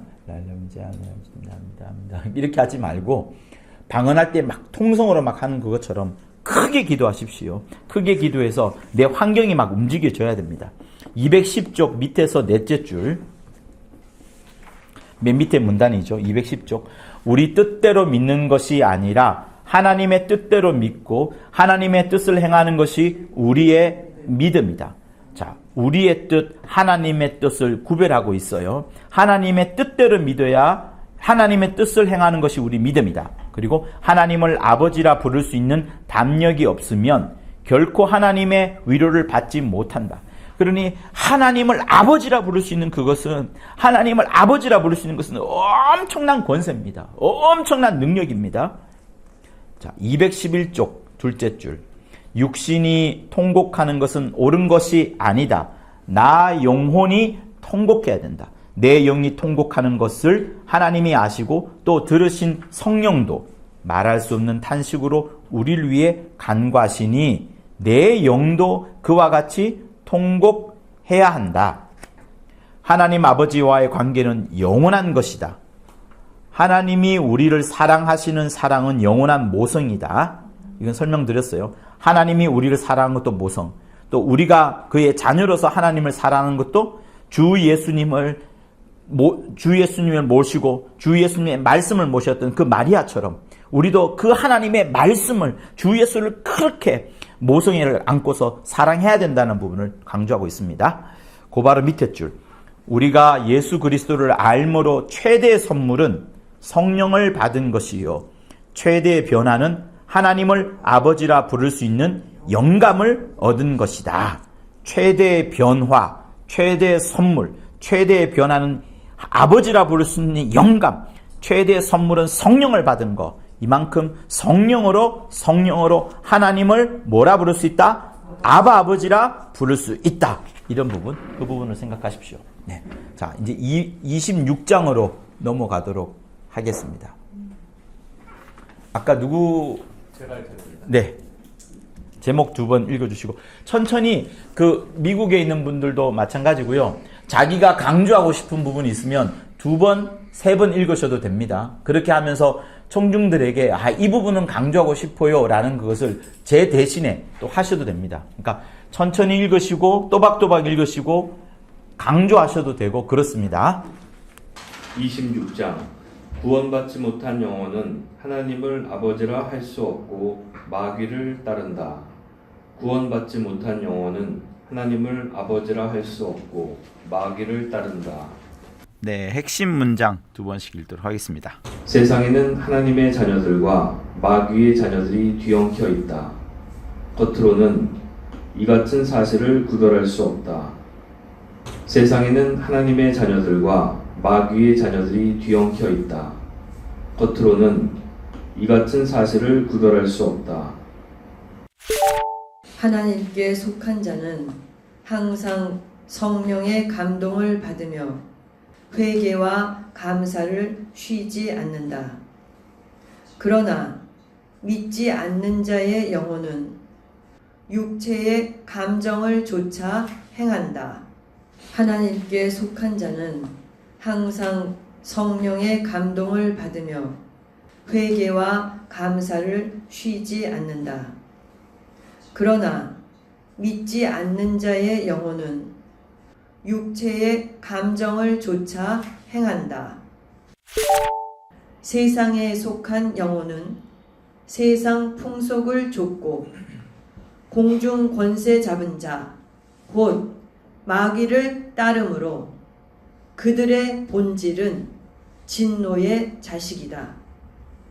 세상에 속한 영혼은 세상 풍속을 좇고 공중 권세 잡은 자, 곧 마귀를 따름으로 그들의 본질은 진노의 자식이다.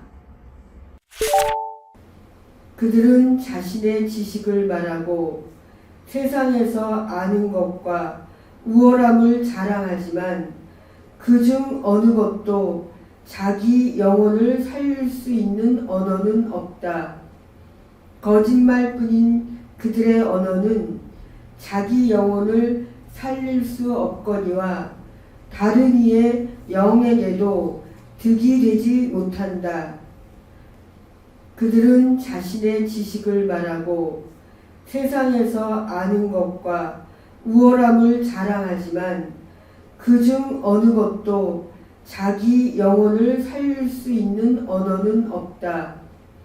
거짓말뿐인 그들의 언어는 자기 영혼을 살릴 수 없거니와 다른 이의 영에게도 득이 되지 못한다.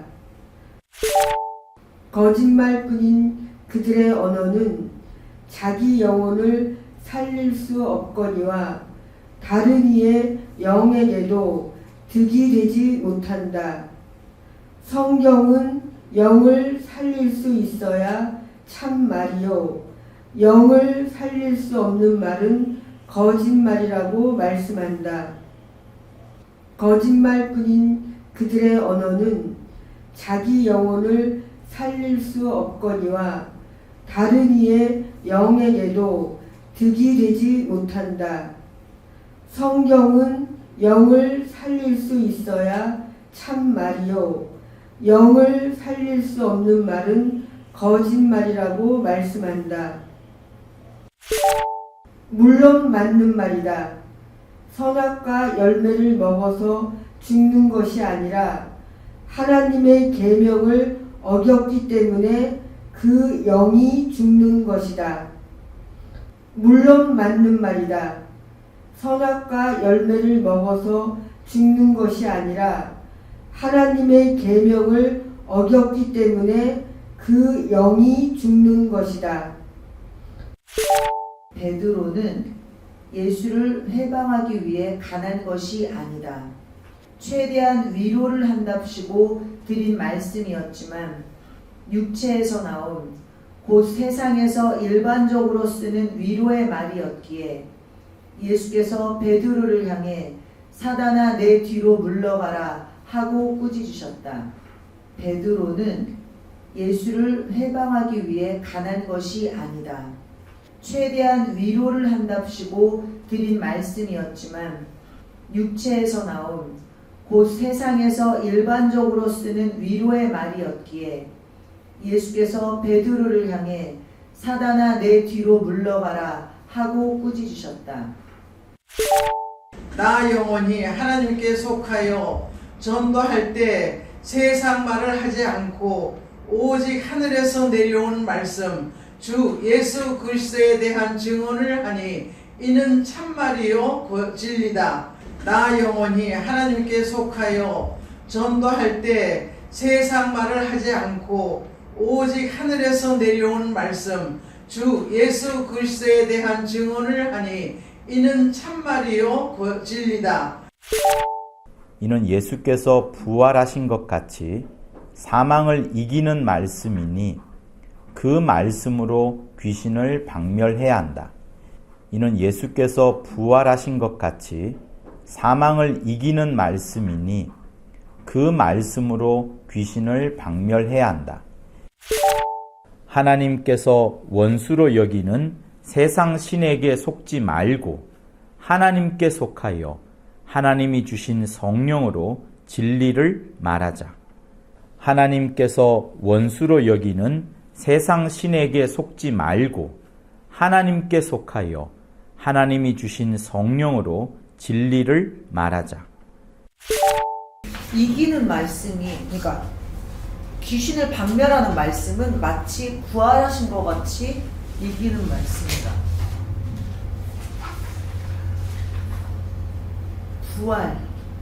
부활하신 것과 같은 말씀으로 귀신을 박멸한다. 218장에서 이게 너무 저한테 와닿았습니다.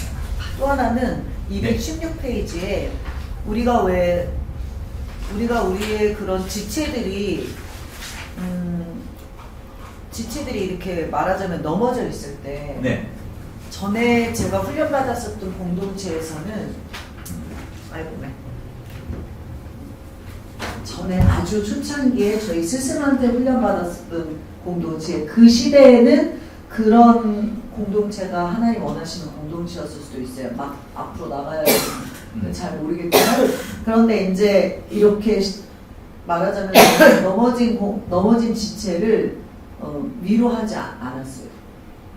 철저히 고립시켰어요. 일단 달려가야 되니까. 그런 것도 있지만 이 사람이 혼자서 하나님의 그런 하나님과의 관계를 회복하고 회개하는 것을 더 중점으로 둔 거고, 사람이 위로를 해서 거기서 이제 안심하고 괜찮다고 느끼게 되면 더 깊은 회개를 하지 못하게 되는 약간 그런 게 있기 때문에 잘못을 하거나 넘어졌을 때, 그러니까 약간 주로 이제 좀 잘못하거나 넘어졌을 때는 자신의 죄 때문에 넘어지는 경우가 있잖아요. 그럴 경우에는 조금 고립하는 분위기였어요. 그러면 본인은 이제 혼자서 하나님과의 그 관계 가운데서 자기를 찾아가는 거죠. 근데 이제 우리는 이제 사랑의 공동체로 이제 교회를 이루어간단 말이죠. 그런데 이제 제가 항상 그 고민에 빠지는 거는 이렇게 우리 지체들이 또 어려움이 있거나 이렇게 됐을 때 내가 그거를 위로하거나 그거를 그대로 받아주거나 이런 거를 계속 하는데, 이게 이제 약간 이게 여기 있는 것처럼 세상에서 나오는 위로의 말인가 어떤가 그런 구분이 잘 안 될 때가 있어요. 오히려 이게 이분한테 영적으로 괜찮은 건지, 하나님이 보실 때는 나를 어떻게 생각하시는지가 되게 고민이 되는 그런 상황이 되게 있거든요. 그 전에는 그렇게 훈련받았지만 또 이때는 이렇게 변화하지만 그런데 그거의 구별이 잘 안 돼가지고 여기에 대해서 조금 설명을 해주실 분이 계실까요? 네. 목사님 먼저 설명해 주세요. 네. 시간이 많지 않아서 그 에베소서 5장에 보면 이런 말씀이 있습니다. 책망을 받는 모든 것이 빛으로 나타나나니 나타나지는 것마다 빛이니라. 너희는 열매 없는 어둠의 일에 참예하지 말고 도리어 책망하라. 저희의 은밀히 행하는 것들은 말하기도 부끄러움이라. 이렇게 하면서 책망하는 부분이 이제 있습니다. 책망하는 부분. 그러니까 지금 에베소서에서 말하고 있는 베드로는 우리가 다른 사람의 어떤 잘못된 면을 보았을 때에 어떻게 할 것인가라는 부분이에요. 그럼 우린 보통 이제 알아서 하겠지. 그냥 내버려 둔다고 할까요? 시간이 답이야. 뭐 이렇게 응답할 수도 있고요. 아니면은 가서 따꼼하게 이제 이야기해 줄 수도 있습니다. 그러니까 소위 말해서 어떤 징계 같은 부분도 있겠죠. 근데 지금 바울이 말하는 것은 다른 사람의 어떤 연약한 부분을 보았을 때 책망할 것을 말을 합니다. 책망. 근데 이 책망이 어떤 책망인가 하면 이렇게 보시면 돼요. 주님이 제자들을 아주 훈련을 많이 받았던 제자들한테는 그 강도가 따끔합니다. 그러니까 주님이 부활하시고 난 다음에도 자기가 했던 모든 말씀을 믿지 못해서 방황할 때, 믿음이 없을 때 마가복음 끝부분이나 누가복음 끝부분에 보면은 믿음이 없는 그들을 책망하신 부분이 있습니다. 그러니까 그동안 많이 그렇게 가르쳐 왔었고 너희들이 나의 제자라고 하는데 여전히 그 상태에 있으면은 안 된다라고 하면서 따끔하게 혼을 냅니다. 근데 그런데 그러니까 우리가 사람에 따라 다를 수 있어요. 사람에 따라 다를 수 있는데 그러니까 직분이 아주 높은 자에게는 더 세게끔 이야기를 해야 되겠죠. 그러나 성도들 같이 연약한 자에게는 목회적 입장으로 다가갈 수밖에 없습니다. 직분자와 직분이 없는 자의 사이는 좀 다른 부분이 있습니다. 근데 이 책망이라는 단어 자체가 어떤 비판이나 비난을 말하는 게 아닙니다. 반드시 이 속에는 뭐가 있냐 그러면 사랑과 용서와 인내가 있습니다. 마치 잉태의 고통, 잉태하는 고통처럼. 잉태하는 게 무슨 고통이 있겠어요, 그죠? 해산하는 수고가 있지 잉태한 데는 고통이 없습니다. 그러나 하나님의 일은, 영적인 일은 이 인내하는 그거, 참는 그거, 기다려주는 거. 그러나 말을 하지 않고서 계속 기다려주는 것은 시간이 답이다라고 하면서 그냥 내버려 두는 겁니다. 그게 아니라 그 사람에게 찾아가는데 나는 하나님의 말씀을 보고서 이렇게 살아간다. 나는 하나님이 살아계심을, 생존하심을 알기 때문에 이렇게 살지 않는다. 그러니까 성경과 함께 성경에 따라가서 내가 삶을 이렇게 살아가다 보니까 지금 당신이 하는 것은 책망을 받아야 된다 라고 하면서 그 사람에게 다가가서 말을 해줘야 됩니다. 그래야지 그 사람이 빛으로 나타난다. 나타나지는 것마다 모든 것이 빛이니라. 책망을 받는 모든 것이 빛으로 나타나니 이렇게 말합니다. 그러니까 우리가 빛의 자녀예요. 하나님의 빛의 자녀고 우리도 과거에는 어둠이었습니다. 어둠의 자녀였습니다. 에베소서 2장에서 너무나도 2장 2절에서 3절에서 너무나도 잘 말해주는 것처럼 에베소서 2장 2절에서 3절에서 본질상 진노의 자녀였다. 세상 어둠의 주관자를 따랐던 자가 우리였다라고 하면서 그런 우리에게 예수님이 다가와서 우리에게 빛의 말씀으로 책망을 해주신 겁니다. 여러분, 죄에 대해서 꼬지람을 받을 때 내가 회개하기 전에 얼마나 마음이 찔렸어요.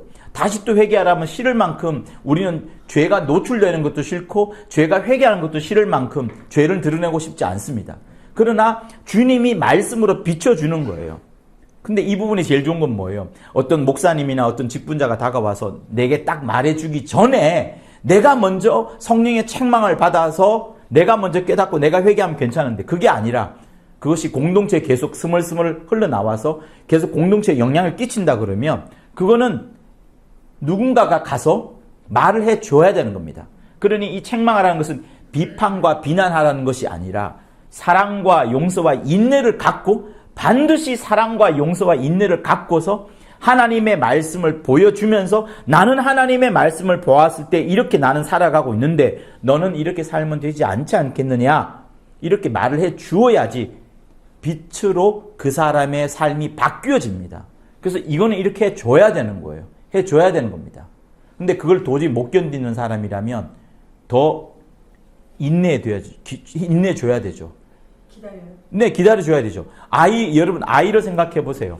아이가 장성한 아이, 20살 군대 갔다 온 아이에게 말하는 것과 이제 겨우 초등학교 졸업한 아이, 중학교 아이한테 그 혼내는 부분들이 똑같을 수가 없습니다. 입에서 주먹이 나가면 안 되는 거예요. 손에서 주먹이 나가야 될 뿐만 아니라 입에서도 주먹이 나가면 안 됩니다. 주님은 분명히 책망하라 해서 사랑과 용서와 인내를 담고 말을 해라 이거예요. 말하지 말라가 아닙니다. 그러니 남편이 나쁜 짓 하는데, 부인이 나쁜 짓 하는데 그거 말 안 하고 계속 가만히 있으면 어떻게 돼요? 점점 바늘도둑이 소도둑 됩니다. 영적인 일은 더 그것이 빨리 진척이 됩니다. 그렇기 때문에 말을 해줘야 되고, 말을 해줘야 되니까 고린도전서 5장에 잘 알죠? 어떤 죄가 있잖아요. 그 죄가 금방 그 고린도 교회에 퍼져나가는 것을 바울이 꼭 찝지 않습니까? 아니, 어떻게 이렇게 말도 하기 어렵네요. 너희가 어떻게 이걸 용납하느냐? 우리 어떻게 교회가 이것이 퍼져나가도록 용납하느냐? 그 부분을 꼬집지 않습니까? 그러니까 말을 해줘야 되는 거예요. 책망하라. 이게 사실 답입니다. 어렵기 때문에 이거를 갖고 가라는 거죠. 사랑과 용서와 인내를 갖고 가서, 그러나 말을 해줘야 된다라는 부분. 하나님의 말씀은 빛이지 어둠이 아닙니다. 하나님의 말씀은 그냥 알아서 하겠지 이게 아닙니다. 네. 그 다음에 저희가 그 미혹의 영이라는 걸 배우잖아요. 네. 그 미혹의 영, 우리가 배운 그 미혹의 영하고 여기에서 나오는 미혹의 영하고 다른 거 의미로 약간. 아니요, 같이 그러면은 이 세상 하늘에 있는 악의 영들이 우리를 미혹한, 가변된 천사가 우리를 미혹한다가, 그런데 여기 216의 그 중간쯤에 있는 사단의 원수라는 뜻이다 밑에 말에 미혹을 받고 한 말은 진리가 아니다 이렇게 됐단 말이에요. 그런데 217장의 밑에서 두 번째 문단에서 요한일서 4장 5절에서 6절에 진리의 영과 미혹의 영을 딱 대비를 하셨어요. 네. 그죠? 네. 그러니까 진리의 영은 우리가 알지만 그 미혹의 영은 마치 이 세상의 그 가변된 천사가 우리를 미혹게 하는 그런 걸로 받아들이는 것보다 더 큰 의미로 이 세상 신이 하는 말들을 그렇게 말하는 그런 거.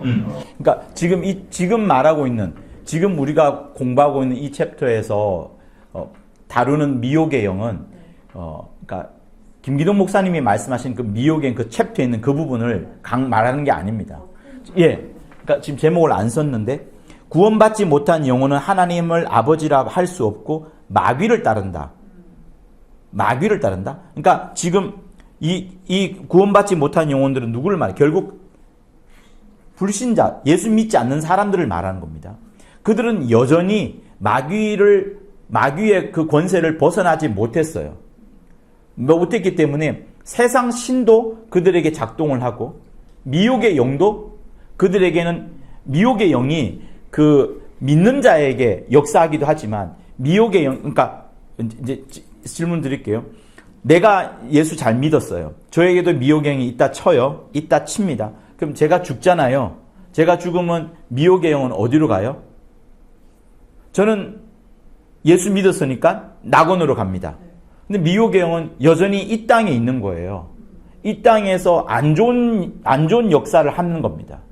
근데 안 좋은 역사를 할 때 이 미혹의 영이 믿는 자의 자녀에게 가기도 하고, 믿지 않는 자의 자녀에게 가기도 하고, 그건 지 마음이에요. 자기 마음이에요. 그 부분은 구별하는 겁니다. 근데 이 책에서 지금 강조하는 부분은 뭐냐? 불신자의 영혼은 아버지를 마귀로 인정할 수밖에 없는 부분. 그래서 세상 신이 가르쳐주는 부분을 따라가게 되고, 세상이 계속 강조하는 어떤 욕망과 그런 감정의 흐름 따라 가게 되고 또 세상신이 계속 만들어내는 세상으로 집중하게 만드는 그런 부분으로 가는 부분에 있어서 미혹이라 말하는 거죠. 그러다 보니 하나님의 말씀을 고지고대로 들을 수가 없어요. 하나님의 말씀을 선악과를 먹었을 때 그 아담과 하와에게 나타났던 마귀처럼 말씀을 비트는 거죠. 비틀도록 계속 만들어요. 그러니까 예수 믿는 사람들 가운데에도 말씀을 충분히 비틀 수 있습니다. 비틀고 잘못 이해할 수 있습니다. 그러니까 보세요. 지금은 순복음교회가 커져서 방언도 많이 하지만 과거에 방언하는 것에 대해서 이단이라고 했던 때가 있었습니다. 그죠? 그때는 그들이 그 어떤 신학자들이 말씀을 비틀었어요. 말씀을 비틈으로 말미암아서 수많은 사람들이 방언하는 것 자체를 도외시했고 방언 나오는 것도 입을 다물게끔 했고 그런 일들이 있습니다. 그런 것들은 미혹의 영이 작동하는 거예요. 지금 이 책에서 말하는 미혹, 잘못된 미혹, 진리의 말씀이 아닌 거. 그러니까 여기서 강조하는 게 그거죠. 과연 이 말씀이 그 영혼을 살려내느냐? 살려내면 진리의 말씀일 수 있고 다 아닙니다. 말 수 있고 그러나 영혼을 살려내지 못하는 거라면 그거는 미혹의 영, 또 세상 신이 엄습하는 그런 진리가 아닌 말씀이다. 이걸 강조하는 거죠. 네. 저는 목사님 216페이지 이 베드로가 예수님께 네. 이 간한 것은 예수님께서 십자가에서 죽으신다니까 그러지 마십시오 한 거잖아요. 예. 근데 만약에 제 아는 지인이나 뭐 같은 동력자 중에서 나 정말 분명히 저 사람은 저기 가면 순교할 각오로 가야 돼요. 선교지를. 근데 내가 인간적인 생각에서 너무 위험하니까 그 길을 좀 안 갔으면 좋겠어. 그렇게 생각할 수도 있고 아니면 저 사람은 저기 가면 안 되는데 무슨 자기 생각으로 저렇게 가. 또 이렇게 두 가지 생각을 할 수가 있어요. 그렇죠? 네. 그럴 때 참 어떻게 얘기를 해야 되는가. 그게 전 참 굉장히 기도도 하게 되고 고민도 하게 되더라고요.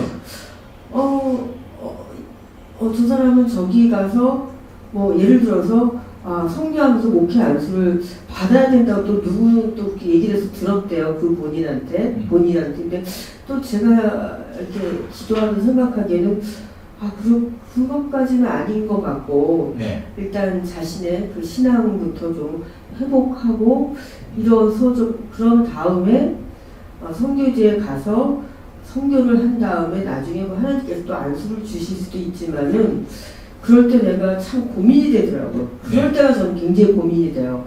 당신은 아직 그럴 때가 아니기 때문에 여기서 신앙을 일단 회복하면서 천천히 갑시다. 이렇게 해서 들을 사람이 있고 아니다. 나는 또 그렇게 하면 안 된다. 이렇게 해야 될 때 어떻게 이게 위로라기보다도 어떻게 얘기를 해줘야 되는지 그게 전 굉장히 고민이기 때문에 그럴 때 이제 계속 기도를 하면서 만약에 배우자가 굉장히 그래도 깨어있고 좀 성령이 충만한 배우자가 있으면은 이제 배우자를 통해서 이제 간접적으로 얘기를 하면서 같이 기도를 하자. 이렇게 얘기를 하는 경우도 있고 그리고 어떤 사람이 굉장히 절망이 되고 침륜에 빠졌을 때 저 같은 경우는 세상 말이나 그렇게 위로하기보다도 영적으로 어떤 이 사람에 대한 장점이나 좋은 점 그런 거 있잖아요. 영적으로 이 사람에 대한 어떤 그런 강점이라든지 비전이라든지 그런 거를 하나님께서 말하게 할 때가 있어요. 그렇게 말하게 되고 그렇지만 정말 어떤 사람이 잘못 가고 있다. 예를 들어 제일 친한 친구가 있었는데 아무도 그 친구한테 말해줄 사람이 없더라고요. 근데 제가 굉장히 오랜 시간 인내를 했는데 제가 말을 했는데 굉장히 받아들이지 않고 화를 내고 끝내는 저랑 절교를 하게 됐어요. 근데 그때는 정말 내가 더 인내를 했어야 된다는 생각이 한편으로 또 들고 제 깊은 마음속을 들여다보니까 비판하고 정죄하는 마음이 있더라고요. 근데 너 언제까지 그럴래? 막 이런 마음 있잖아요.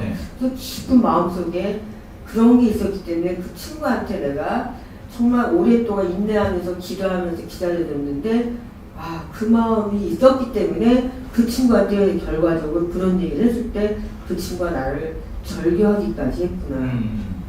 그런 생각이 들어서 네. 정말 다른 영혼한테 말을 할 때 진짜 사랑하고 용서, 인내하면서 진짜 내가 이 사람을 정말 정지하고 비판하지 않으면서 말할 수 있을 때 정말 조심해서 말해야 되겠다. 네. 그런 마음이 한편으로는 저는 더 들게 됐습니다. 예, 맞습니다. 자식한테도 마찬가지죠. 우리가 자식들한테 이야기하는 게 쉽지 않습니다. 그것도 오랜 동안 기도를 해야 되고 또 인내해야 되고 그런 이후에 또 말씀을 할 수 있는 거고. 그러나 근본적으로 여러분 이렇게 생각하셔야 돼요. 이게 어쨌든 주의 일이다. 주의 이름으로 하는 거라 치면 축복해 주면서 기다려 주는 게 더 빠를 수도 있습니다. 우리 속에 어떤 그런, 왜냐하면 여러분 지금 주님은 이미 승리하셨어요. 승리하셨고 하늘 보좌에 가 계십니다.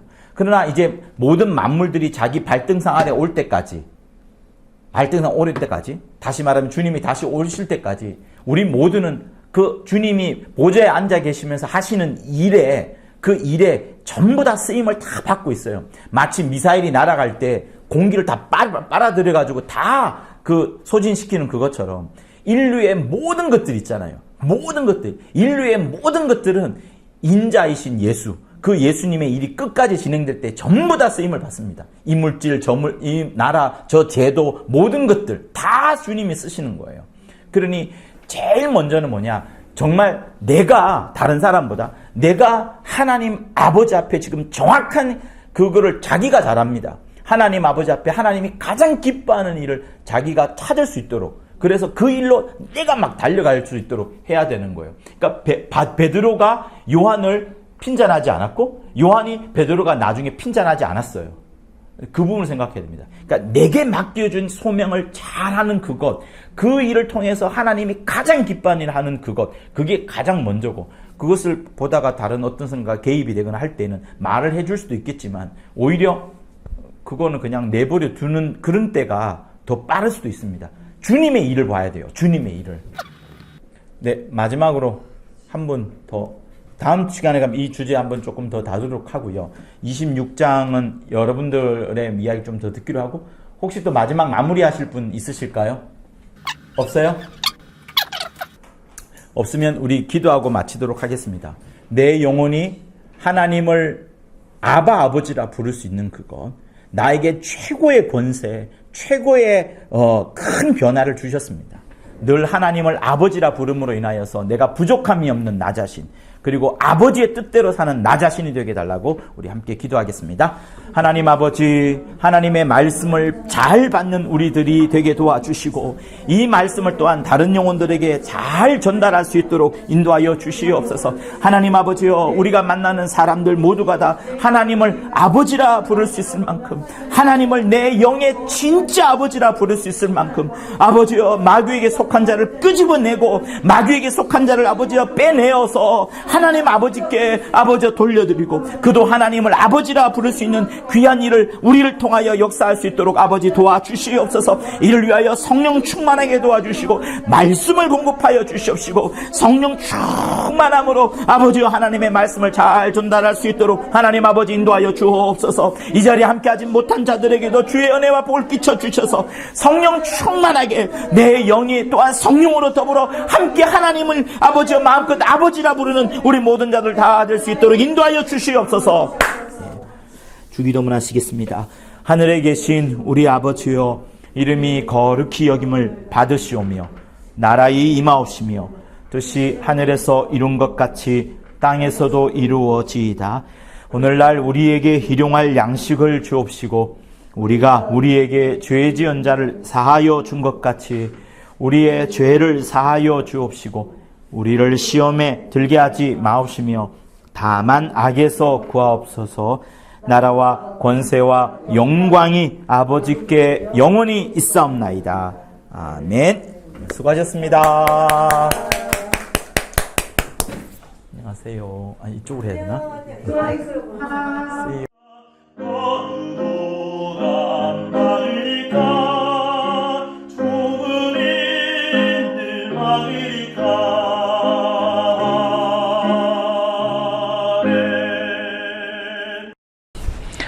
구독과 좋아요는 저한테 큰 힘이 됩니다.